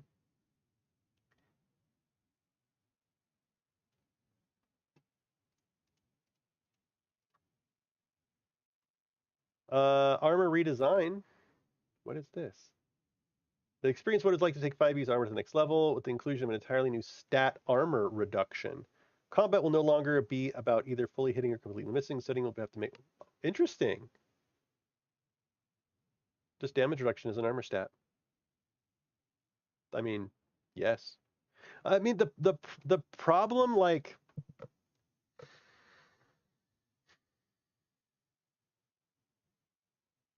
The trouble with damage reduction on armor is when you start trying to stack it. So I played in 3rd edition. We played a system called Grim and Gritty, and it had a whole thing where like some armor would make you harder to hit, some armor would have like reduction, and magic could stack either. And we didn't do a good job of like controlling that. And I had a character who basically couldn't fucking get hurt ever. and it was just not. It was better, but also in that system, dude, Grim and Gritty. We should go look at Grim and Gritty. DD3E Grim and Gritty. You guys will not fucking like it. Okay, so in case you didn't know what fucking Grim and Gritty is, so Grim and Gritty did some stuff.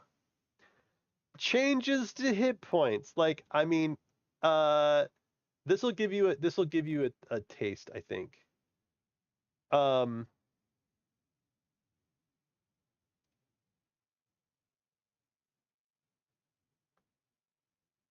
Oh, do we actually have to buy it to like read this? Source, but oh, it's the overview. Okay, basically, like, you start off with like 10 hit points, and basically you get like 1 a level, depending on what your class is. You might get like 1 a level or 2 a level or something like that.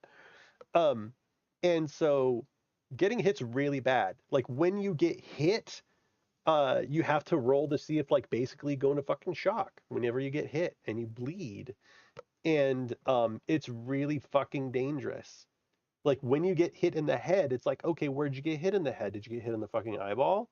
Like, and you can call shots. Like, rogues are rewritten such that they can call shots easier. And that's like what makes them cool. You don't get sneak attack, but you can shoot someone in the eye easier than like another person could. Magic, they had to the way that they changed hit points and the way they changed damage for melee weapons. Magic basically, like, when you cast like fireball or magic missile, it's all D4s or something, and it's like even is 2 points of damage and 1 is 1 point of damage, because magic is like really strong if you only have 12 hit points. And so they changed a bunch of stuff about magic, and a bunch of other, anyway. So it really, I mean, if you got in a fucking fight, you better be ready to like lose a limb. You better be ready to like be maimed. Like, you didn't start a fight unless you were really serious about what you were doing. I mean, otherwise, I mean, you could start fights like without weapons and stuff, and that happened a lot where, you know, the two sides just like literally like just beat the shit out of one another. But like straight up killing someone was kind of like, if someone drew a weapon, it got real. Kind of like, I mean, it was kind of how it really would be. Anyway. So there's that. Mr. Rex, Sands of Doom Kickstarter. Congrats, dude, on making $1 gajillion. D&D Shorts, thank you for making an epic fucking video about Wizards giving up. The synopsis of it. What else are we gonna fucking do tonight? We just talked about OGLs a bunch. We did all that. You like damage threshold? Trent Monk's OGL tournament. I honestly just watched the ones that Haim sent me. I'm like doing stuff with the family and stuff, and he was like, dude, have you seen the thing? I'm like, no, I have not seen the thing. And so he says, I just watch what he sends to me. You like damage threshold. Whenever you want to research anything D&D related, you have the wikis and those two guys. Nice. Wow, wow, wow, wow. I just wonder if it's something. What do I want to do? It's 11 o'clock on a Saturday, and I'm a little sad that if I only stream once a week, I'm not going to talk to you all until next Saturday. That fucking sucks. I gotta do something about this. I gotta figure something out. Once a week is not enough. I mean, maybe the YouTube videos will kind of make up for that. I don't know. What do I want to do? Let me hop in and show. Yeah. I'm totally fucking down for that. Here. Can I call you on? Hang on. How am I going to do this? I should be able to share your. What's all this? Oh. Hang on.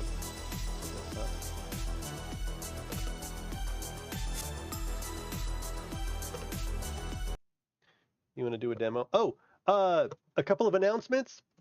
Damage thresholds. Big objects such as the castle walls often have extra resilience represented by damage threshold. An object with damage threshold has immunity to all damage unless it takes an amount of damage from a single attack or effect equal to or greater than its damage threshold. Yeah. In which case it takes damage as normal. That failed. Isn't that the same as hardness? That should be the same as hardness, right? Or is there no hardness in 5e anymore? I hadn't really thought about that. No, hardness used hardness used to be a thing in whatever version I played. 3e. It's 5e. 5e has hardness, right? D&D 5e hardness. Is that a thing?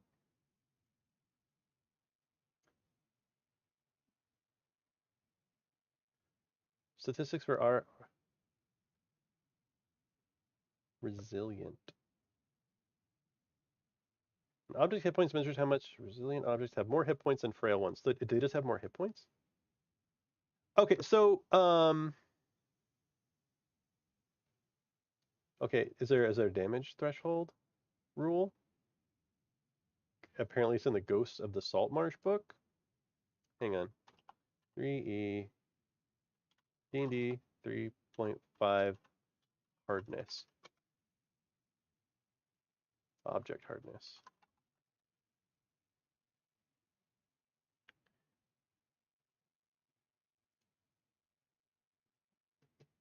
Fuck off. Yeah. So there's hardness. Oh, maybe it was from Pathfinder. Pathfinder hardness. 3.5 had hardness for items, but most people just ignored it as it was a complicated rule. I mean, it wasn't a complicated rule. It was like almost everything has a hardness of 10, unless it's a light thing. And then if it's a really fucking heavy thing, it has like more. And I never did any of this stuff. Actually, we did do this. If it was like a colossal creature, then its AC was penalized. But yeah, like glass has a hardness of 1. Adamantine has a hardness of 20 per 40 inches of thickness. There's a whole thing in is this Pathfinder? This is Pathfinder SRD? Or is this 3E? What I don't know. I don't know what fucking version of what I'm looking at here. Wonderful thing to track. People don't even track ammo. But I mean, hardness is different than ammo. If you're like, I want to break down this stone wall, like, no. Okay, on objects, I don't worry about armor class, right? I just remove that. Like, can you hit the fucking door with your sword? Yes, you can hit the door with your sword. You don't need to roll to fucking hit a fucking door. That's stupid. Which apparently objects do have armor class. Why would a piece of paper have an armor class of 11?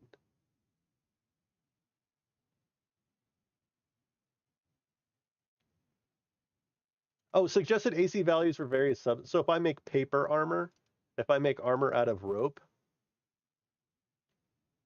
it's small. Fuck off. It's small. Give me a break. It's a piece of paper. And I'm assuming that it's like someone standing in front of it with a weapon. And they're like, I want to break down the paper wall. You're going to make them roll against an AC? Can you hit the wall? No, you're not going to make them roll. To measure for how difficult it is to do what?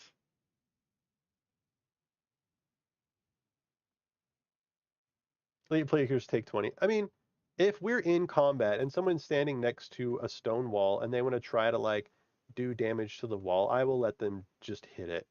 Because you know what's stupid?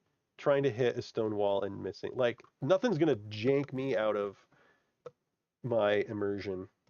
Hey, Hollow, in thinking about it, wait, today's Saturday. Today's Saturday. We could still do stuff because I don't have to get up early. Anyway, Hollow, I'm going to call you on Discord. If I can find you. Hollow Vox. Disable that. I'm just going to do a voice call. And then you should be able to share your screen. I don't know if my audio is working. Hello, hello. Hello. Keep talking. Yeah. All right. I'll just keep talking then. Can you hear him? Can you all hear him? Can they hear me? Check, Yeah. check, check. Yes. Fizz says yes. It's okay. Oh. The whole like armor class is not that you miss, it's that you may hit but don't do any damage. That's stupid. Yeah. You hit, roll damage, you don't roll enough damage. I like the act of rolling damage and trying to do enough versus trying to Is that better, hit it Fizz? at all. Turn Hall up 10%. I can do that. I put my mic closer, so hopefully that's better. Wait, I also cranked you up a little bit. Oh, you want to share your screen for the Zeus stuff? So if you install R2 Modman and Zeus, we can just demo it, and I can invite you to a campaign and show. Oh yeah, yeah. Okay, that works. Let me. Is it just? Oh, it's the top. It's the top fucking one. Did you just Yep. publish it like 2 seconds ago? I Line published 40. a small update recently, but that's just because there was a small patch that had to occur from a config error for Calp. So it temporarily lowers the config value, so not only does the compiler for certain files instead of not all of them. Okay. I'll take your word for it. I also this particular profile only has like camera tools and a couple other things. I'm not going to get fucked over by missing like chat No. messaging or anything, right? You won't need it. Okay. So chat messaging is only needed for Calpy, but this is just purely on Calp level, so you won't need anything more than that. Okay, 1 second here. Cadis Arrow says, Demon, are you making your own RPG for future releases or backpacking off of Pathfinder or another? We don't really know yet, Cadis. My thought there is, if you have the campaign invite thing. Yeah, I've just installed like 50 asset packs on my side. You're waiting for it to load So up. it's waiting for it to load up because it's compiling them all because I just installed them. Gotcha. Yeah. All right. Okay, so I have a series of things to say. To answer Cadis, no, I definitely don't ever plan on making my own RPG. That's just too much fucking work. I just want to write stories, dude, and the systems involved don't really appeal to me as far as like hit points and like rolling to hit and all that stuff. I do like systems that use those systems. Like I'm in the process of writing the Doom Gin, which is kind of like a roguelike, but it could use whatever system. It could use 5e, it could use Pathfinder, something like that. So no, I'm not going to be creating a new system. I'll always be using either Pathfinder or Hero or whatever I can convince people to play. I'm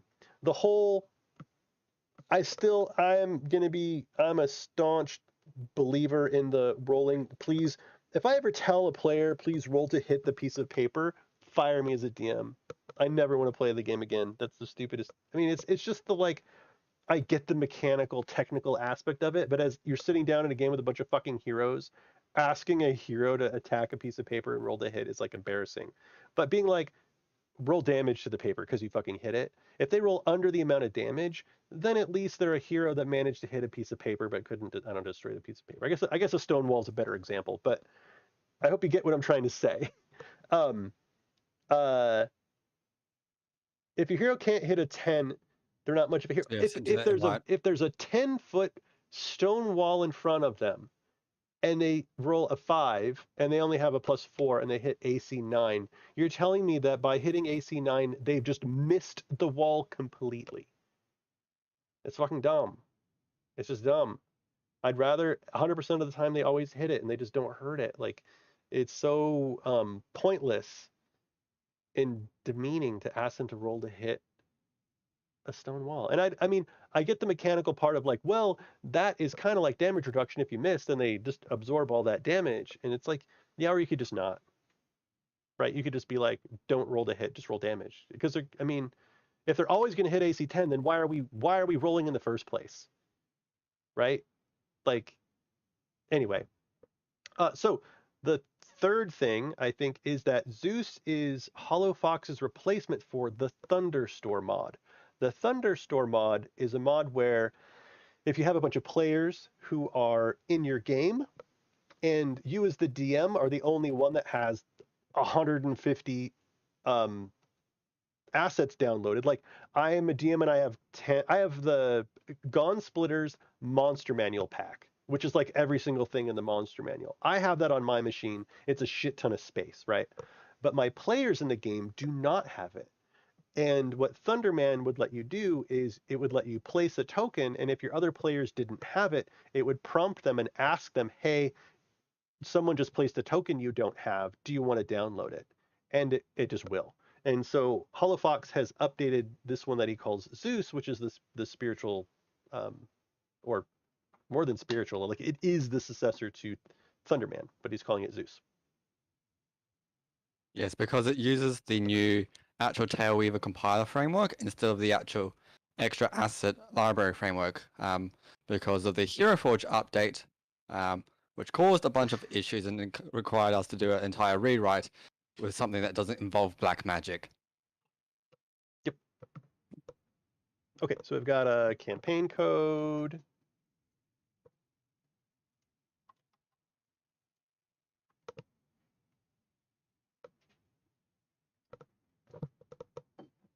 Space between boards. Yeah, the Black Wolf black magic. Yes, I couldn't pay enough taxes to them and giving them goats. So, Yeah. Yep. Hey, I know this map. Yeah, you should know this map. All right. Makes me cry. Where should I be looking? So I haven't put anything down yet. I'll actually put one down now. So theoretically, what should we see happen? All right. So what we should see happen? All right. Let's go into custom contents. We'll put down a cocoon. All right, I'm just going to drag down a cocoon. You'll get a prompt. Do you want to download the missing pack? Download pack. Yep. So I saw window flash and close. So in the background, it'll call RT Modman to download it. Mm-hmm. And once that thread is done, it will actually be pushed to the front, which then will pause a little bit while it's compiling because that has to be main thread, but then it will eventually get replaced.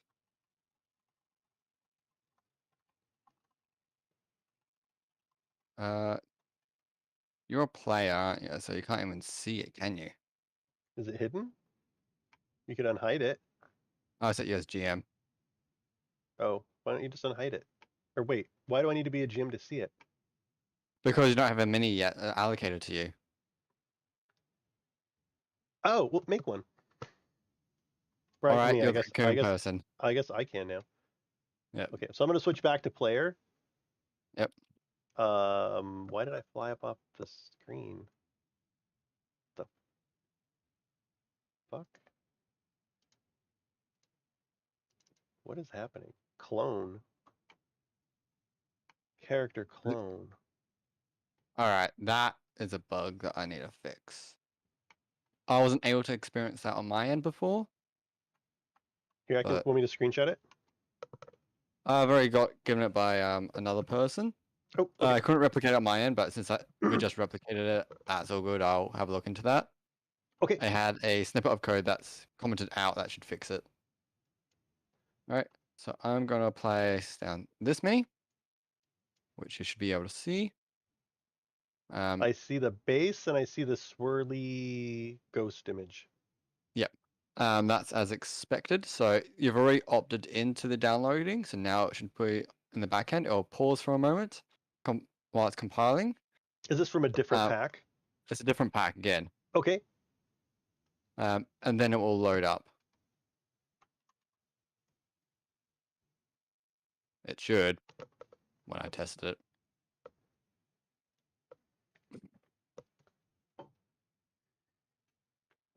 Whoa. Okay, I see that. That's a different pack. All right. Well, this is why it needs to be completely tested properly, and it requires more than one person to test. I mean, I didn't have to go download a pack. I didn't have to do anything. And so if a DM drops a token down and I don't have it, then you just click download now and. Yep. All right. Let's try a dolphin. Let's see if that's doing the same thing. Custom asset library plugin, prime directive violations. See log for violation list. The dolphin totally did appear. I'm sending I'm not sure if that's a you. normal one. I'm sending you a screenshot of whatever my error said about that violation list. That's probably because it wasn't named correctly, and that's probably Lord Ash's thing, not mine. But yeah, I can place another one, which is going to be something else again, which would be a cloaker. I see the cloaker. All right, that won't work. It might just be this one here not mapping properly. I'm just going to delete it and respawn it.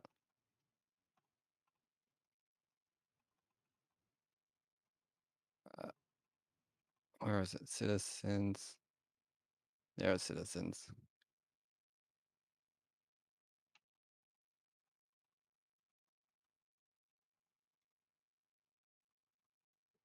No.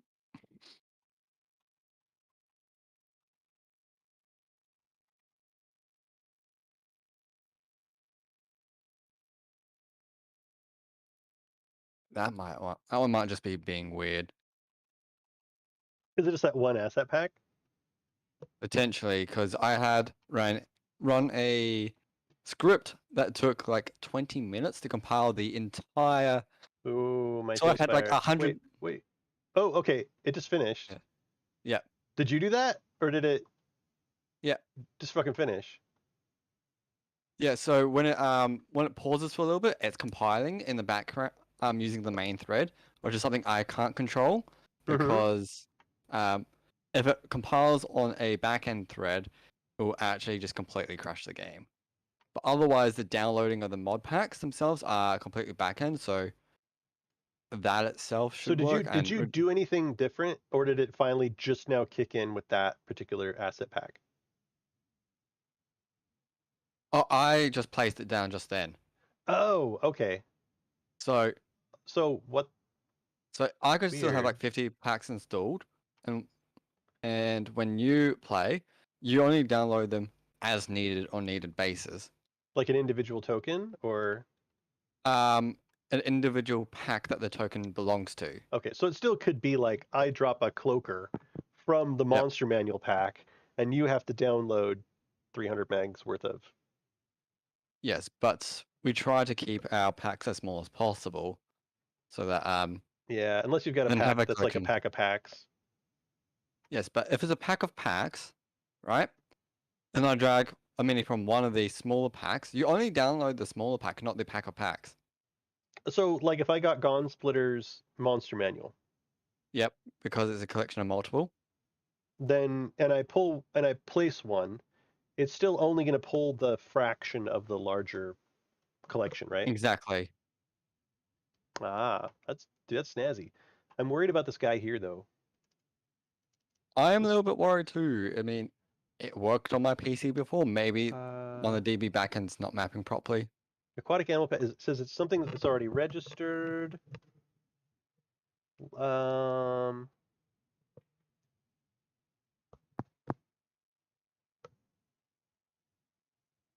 List of prime directive violations. Asset bundle does not contain it.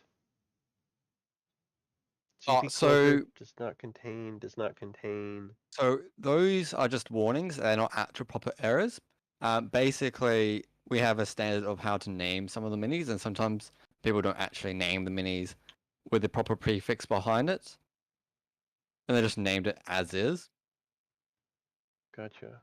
But we're still actually able to register and load it properly. It's just just the fact that I haven't followed the convention that we've laid out, just to make sure that there isn't any collisions between two different dragon packs, for example. What is this, like Dylan Type X Street Peeps? Are these? That's the one that's not loading. Now? The Street Peeps one? The Streets Peep ones is the Okay, minis. customers. Okay. Did not find this prefab or whatever, but Yeah, so I know for a fact that one's a little bit of a larger bundle in the sense that Dude, it is. Holy shit. the original size of the minis was about 50 megabytes each, but I talked to the guy who was building it and we managed them to get down to about 10 megabytes each mini. Dude, this guy looks But because he was using rad. 4K texturing and proper and multiple textures. Were you viewing on the stream the other time when I was looking at Gauntlet's stuff? And it was just like, just sitting there and pulling all those tokens out made me want to run the Doomgen so bad and just have like swarms of these fucking cool looking monsters for players to knock over. Not sure. Probably. I'm almost always there. Yeah. Okay, I got another violation, but now I see a skeleton horse. Yeah, that's another. That'll be the undead pack of his that I just downloaded. But Dude, so that now prime directive violation is like, are we bringing technology to the fantasy world that we're not supposed to and disrupting their, like the evolution of their technology? Big Lord Ash just likes using weird words for definitions. Yeah. I mean, I'm probably guilty of Prime using weird words directive! too. Well, I mean, we need like a USS Enterprise token now, and He does have a actual like Stargate pack. But I think it's silly. so actually, John from Blue Box RPG is commissioning SimCity and well, I mean through me. He asked me to manage it, but Yep. he's got a huge pack of Dark Sun stuff that he's gonna have painted. Nice. Like a fucking huge pack of them.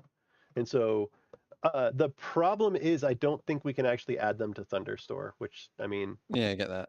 which it is what it is. But we're probably going to go ahead and colorize them and have our own private packs, and then we might send them to the guy and be like, you know, we fucking did this. If you want to sell these or something, you know what I mean? Like, if you want to publish them to Thunderstore or do whatever you want with them to somehow get them into the Talespire community.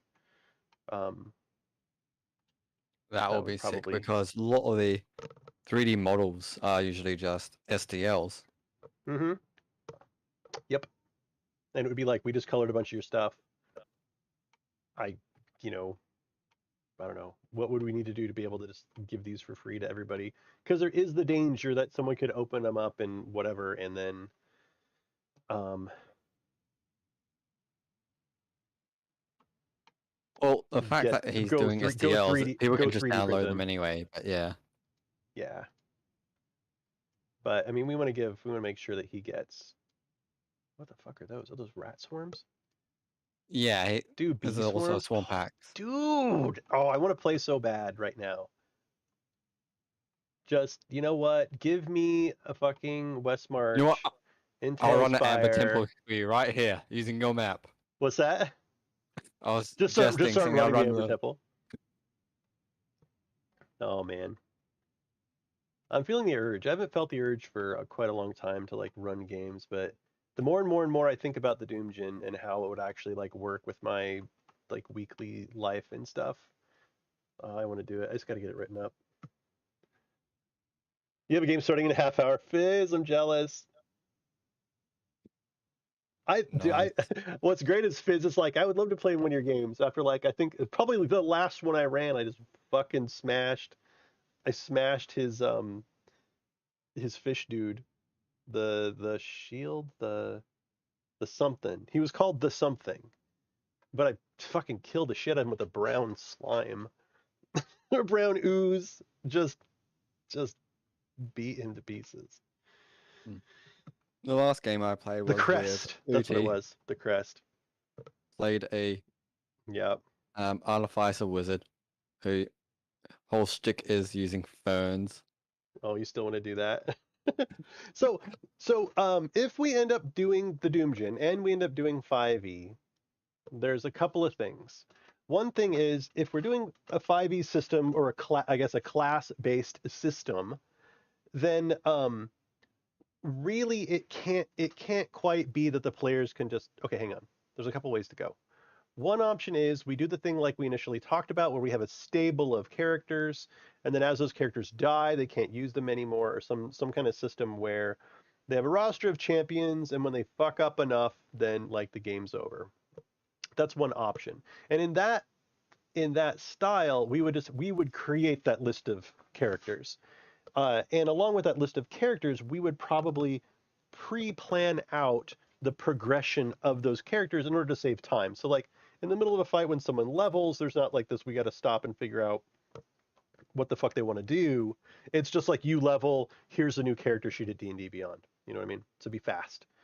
The other option is that like we don't do the roster thing. You just have your character and your character is your character.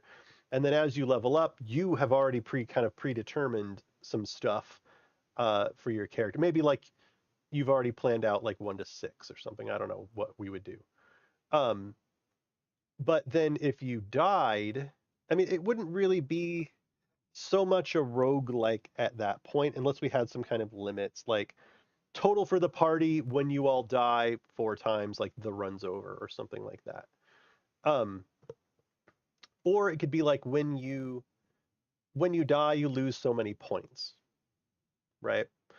And so anyway, there's a couple different ways we can approach it. We can do the thing where we have the hero roster. We can allow people to make custom characters, but characters like the Crest would be fucking cool to have as like in the champion pool for a season or a run or something like that, right? Like, it would just be kind of neat, I guess. Yeah. I would Yeah, like a rogue where you have 3 lives, like an old school game. Maybe that is all the resurrection people are willing to resurrect. The problem is, if it's a party of like 4, how do you handle?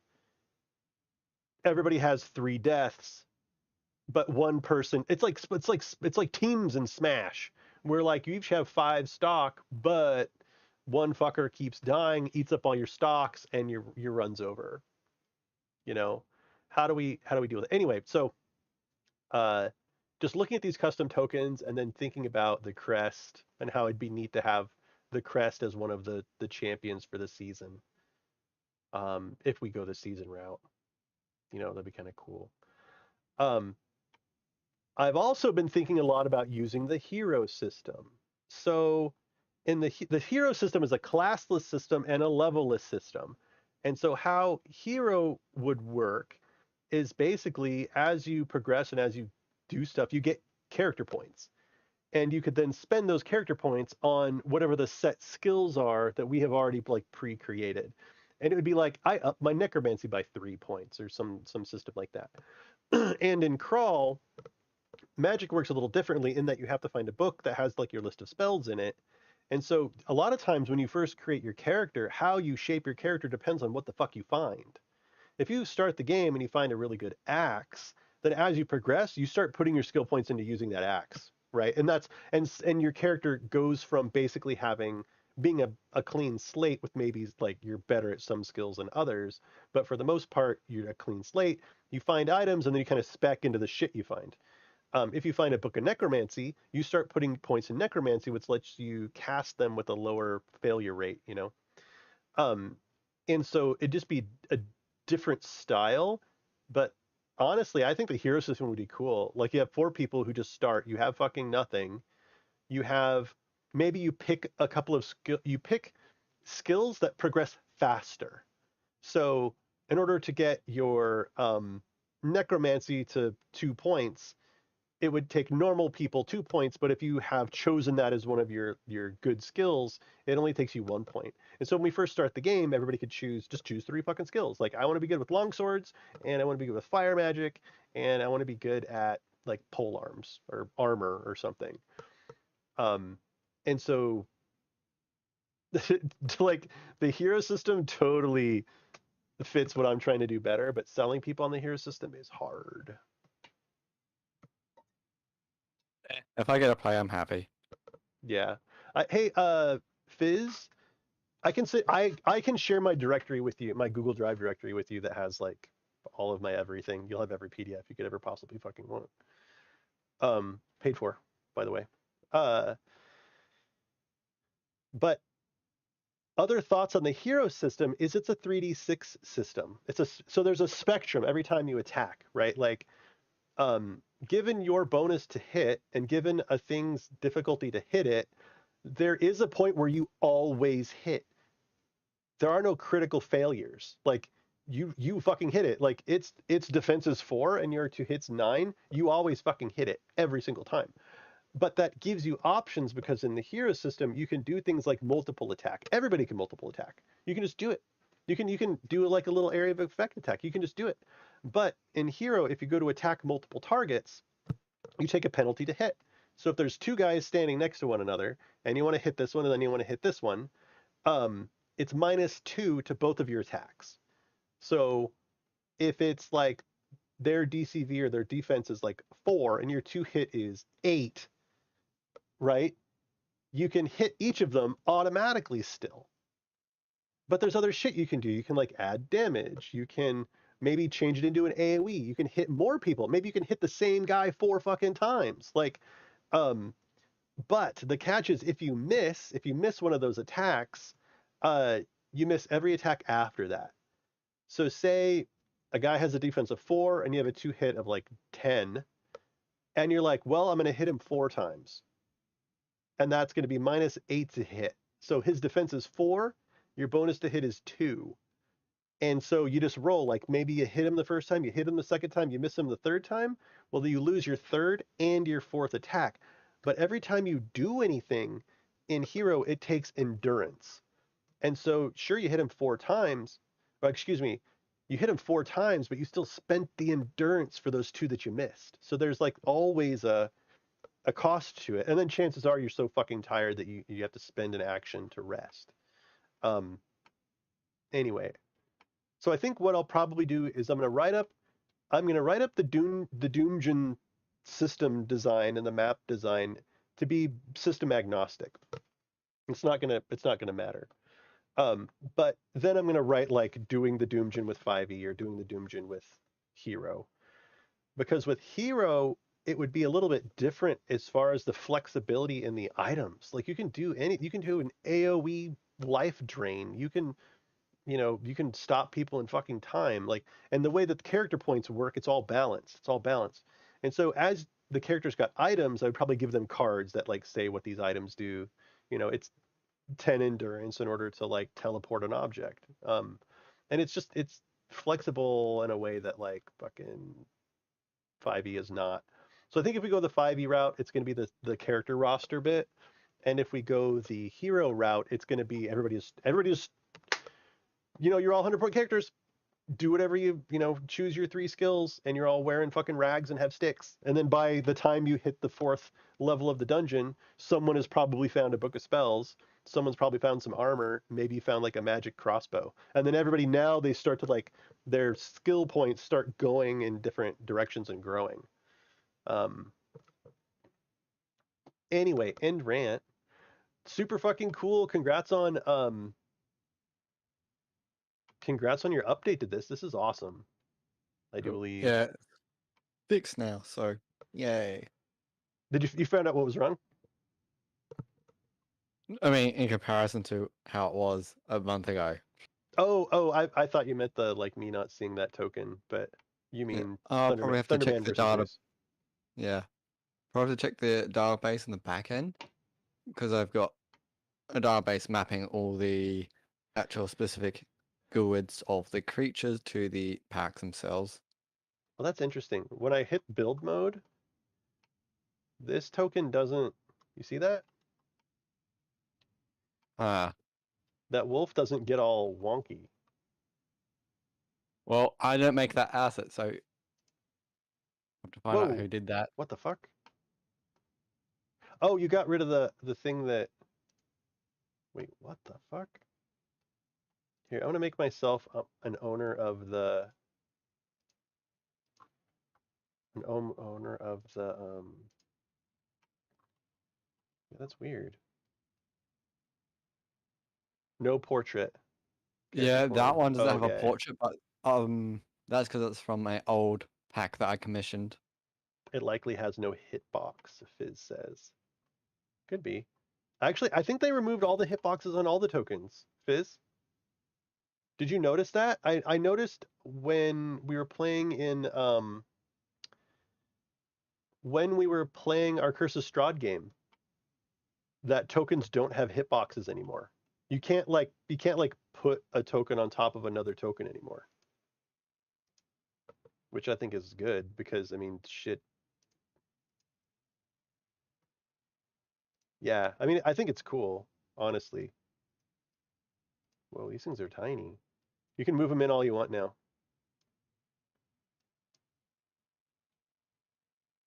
I mean it just got maybe it's a byproduct of this bullshit of being able to like do these kinds of things. I don't know that I would report it as a bug because more often than not I am annoyed when okay, I just want to select one of you now, please. Stop selecting two. More often than not, I've been annoyed that I couldn't move a token like around another token than I was that I was like, I want this token to stop my other token, you know?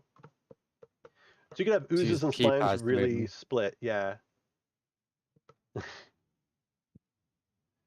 Yeah, more often than not, I get pissed off because they're bumping into one another. I don't ever think to myself, I'm glad these things bump into one another. Unless I'm trying to stack them on top of one another, but stacking tokens got wonky too. Stacking tokens did some fucking weird stuff. Oh, that is so cute. Well, we super You didn't should get also to. notice that We did all not the get assets are now to. registered in UI. What? You should also notice that in your asset browser, the assets should be registered now. Sweet. Are they going to go away, or are they always now in my library? They're always now in your library until you uninstall them from R2 Modman. Yeah, I'm wondering about that. Like people are like going to be cool with someone dropping in tokens and then it taking up gigs.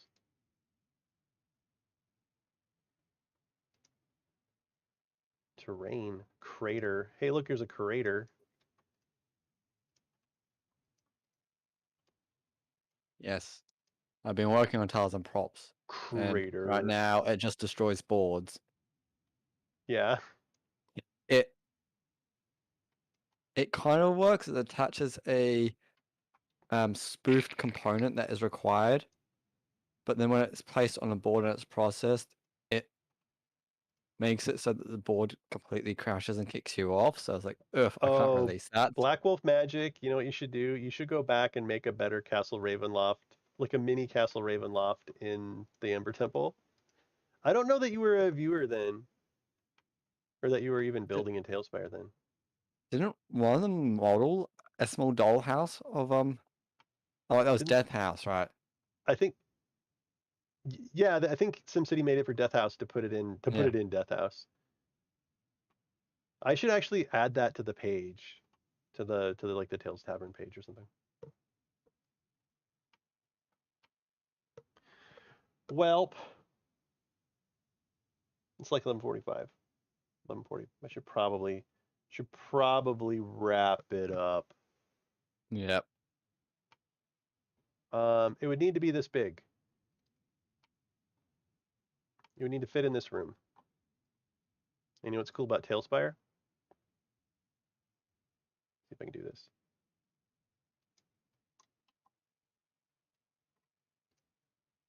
Cross your Send over the dimension. fingers. Bam. Oops.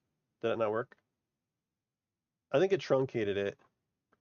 Reached character limit of 500. Yeah, it truncated it, I think. Here.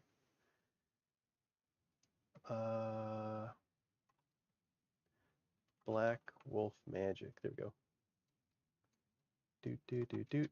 Yoink. There you go.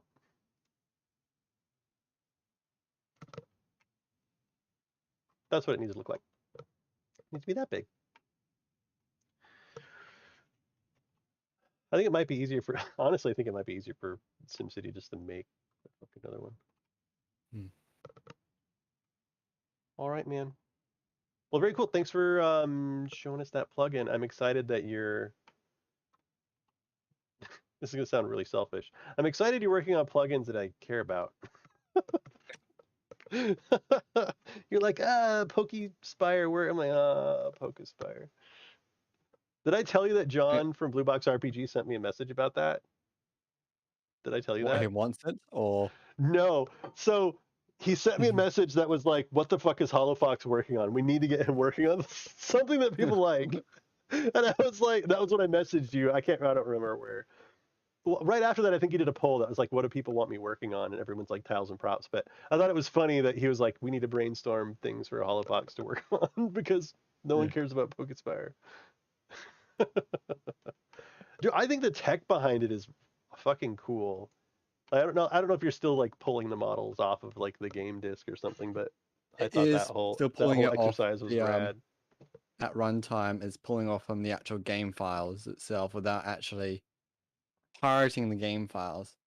Yeah. I like the tech more than the actual concept as well. Rip. Talespire crash Rooney. Okay. Oh shit. This is my like building profile. So I need to like uninstall all this stuff now.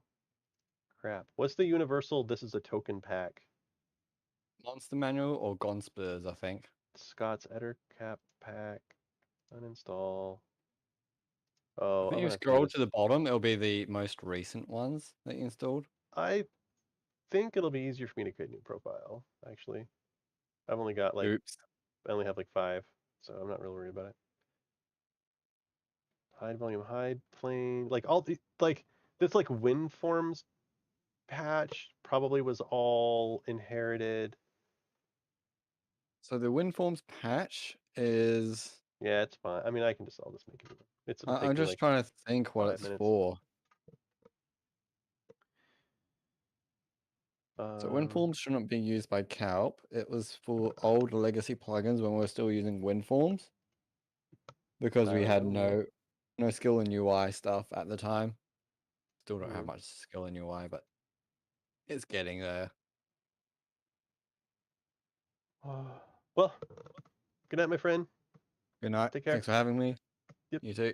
Thanks for the demo.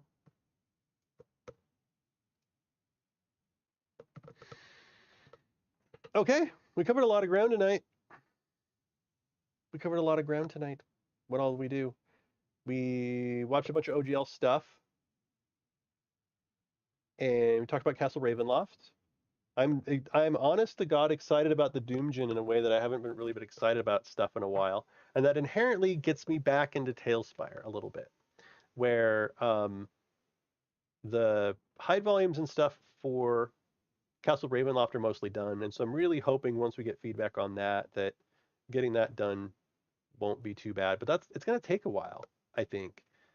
And I think I might do a poll for Kickstarter people that's like, hey, look, do you just want what it is now prior to, I know like Castle Ravenloft early access, but I feel bad because we told them what we have it in like October and we're like 3 months past due.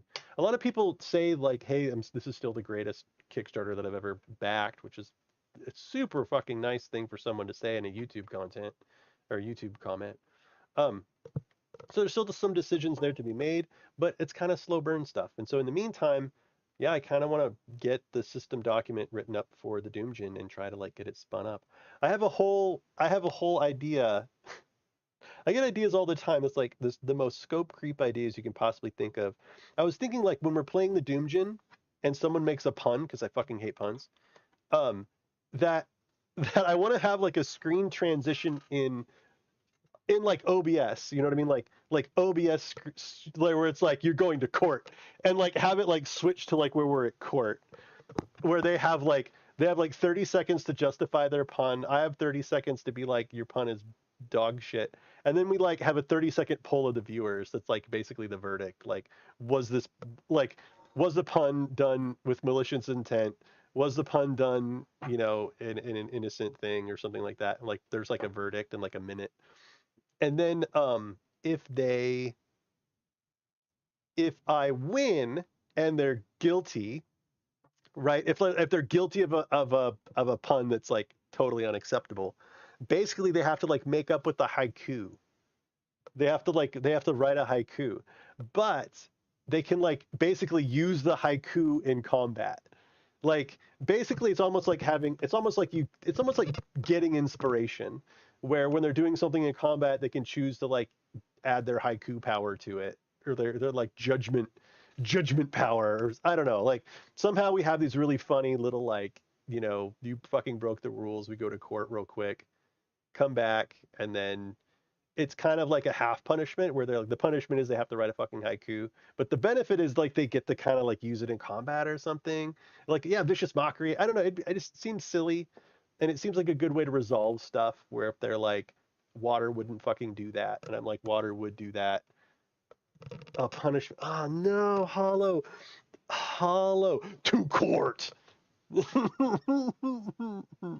You have been charged with malicious punning. How do you plead? You know? So I don't know, like stupid crap like that, but it is scope creep. Like that's so beyond the realm of like, that's so beyond the realm of what is that? What does it mean? IK? Is it like I know? I camp? What is I camp? Black wheel camp. What is it? What does it mean? When would I use that? Is that like a soccer team? No. Grimm calls me the Ikean Empress. Ikean Empress. Oh, okay. Are you related to Grimm?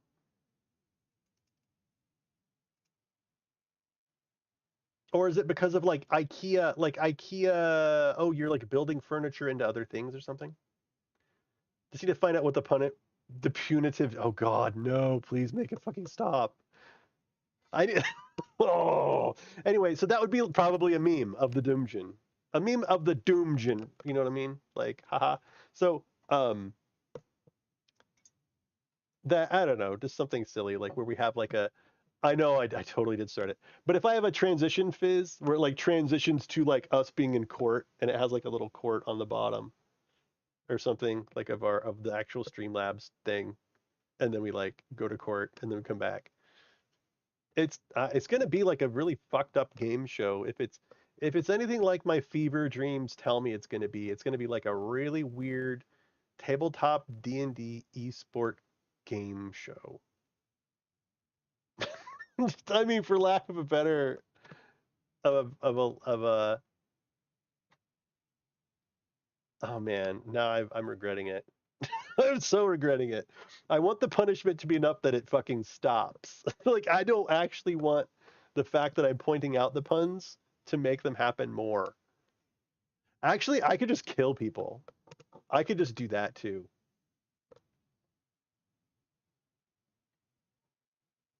Oh yeah, uh uh Ace Attorney, Ace, is it Ace Attorney? Harvey, no, I just keep thinking Harvey Birdman. What is that? What is that? What is that one courtroom video game? Ace Attorney. Thank you, Google, for helping people like me. Oh, okay, I've already regret it. Because I actually don't like him. I mean, I think I will kill characters. I will kill them. If I like, no joke. That'll be a way to end a run, right? Like if a group really wants to get together and like end their fucking run, it's just a series of puns, and then I kill them all. Yeah, hang up. Like, you've passed the limit, Fizz. The end. So we'll see. Today's Saturday. I'm gonna hang out with my wife tomorrow night, so I won't be streaming. But I'll probably end up streaming sometime during the week. If any of you play Rust, I am playing on a Rust server. If you just kind of look it up, it's West Coast Fun 2.0, and it's modded. But the thing about the modded, I should say, it's like to play Rust with me. Rust with me. It is PvE because I'm a softie. The cool thing about Rust is like when there's a modded server, you actually don't have to download any of the mods. Like you just load in and like the server has all the mods and you don't need to do anything. You don't need to do any kind of configs or any of that shit at all. So you log in, Darklore is the admin. It's not a huge server. There's maybe like, there's under 10 people and it's a lot of fun. So if you want to play Rust, I'm on there. And yeah, one's giving me enemy inspiration from Rage. So I'll probably stream again this week. And we'll see when that might be. Oh, wait a minute. Hang on. Dude, I'm fucking sorry. SO Blue Box RPG. I will be running the camera on the Blue Box RPG stream on Tuesday. We didn't do it last week because some people had to cancel. He actually invited me to play on this stream. Because they had someone cancel and they didn't really want to run a game with 2 people, and he invited me to play. But I just had too much going on that day. I couldn't do it. And so the game was canceled, and so this upcoming Tuesday, they're going to be playing the game again. So I'm going to be on the Blue Box RPG stream this upcoming Tuesday, just doing camera work from 3 to 6 Pacific Standard Time on Tuesday. Okay, Fizz. Gonna ban you. I have never banned anyone. I've never banned anyone in my stream before. Actually, I could actually want to be the first. How do I ban people? Well, I don't want to ban. I want to like mute /mute. How do I do that to people? You get to be the first. Click. Whisper gift sub. No. Ban Fizz. Timeout Fizz. Time him out. Time out 10 minutes? No, I don't want to time him out 10 minutes. 10 minutes? Fizz, no, untime out. 10 minutes? No, I only wanted it to be like 30 seconds. Shit. Okay, I should just ban you. I'm going to time you all out for 10 minutes. Anyway, Tuesday, Cameraman, Blue Box RPG stream. I'll probably do another stream during the week. It might be Rust. It might be something else. It might be Riding in the Doom Gin. It might be, I don't know what it might be. I need to work on my YouTube video. So I wonder about streaming like YouTube video editing. Probably not.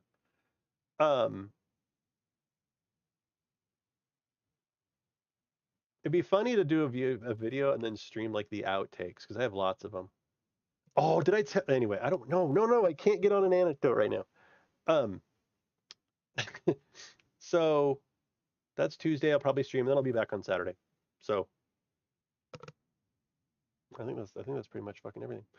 All right. Have a great night, everybody. I'm really going this time. Thanks so much for hanging out. It is such a fucking joy to see you all and to hang out and have people show up. And it's always painful to stop the stream. Thank you very much. Follow if you want to see me again. Support on Patreon. Prices will change soon. The pun is considered to be the lowest form of humor. That is, unless you thought of it yourself. God damn it. Good night, everybody. I'll see y'all very soon. No, I'm not even going to read that, Paulo. Bye.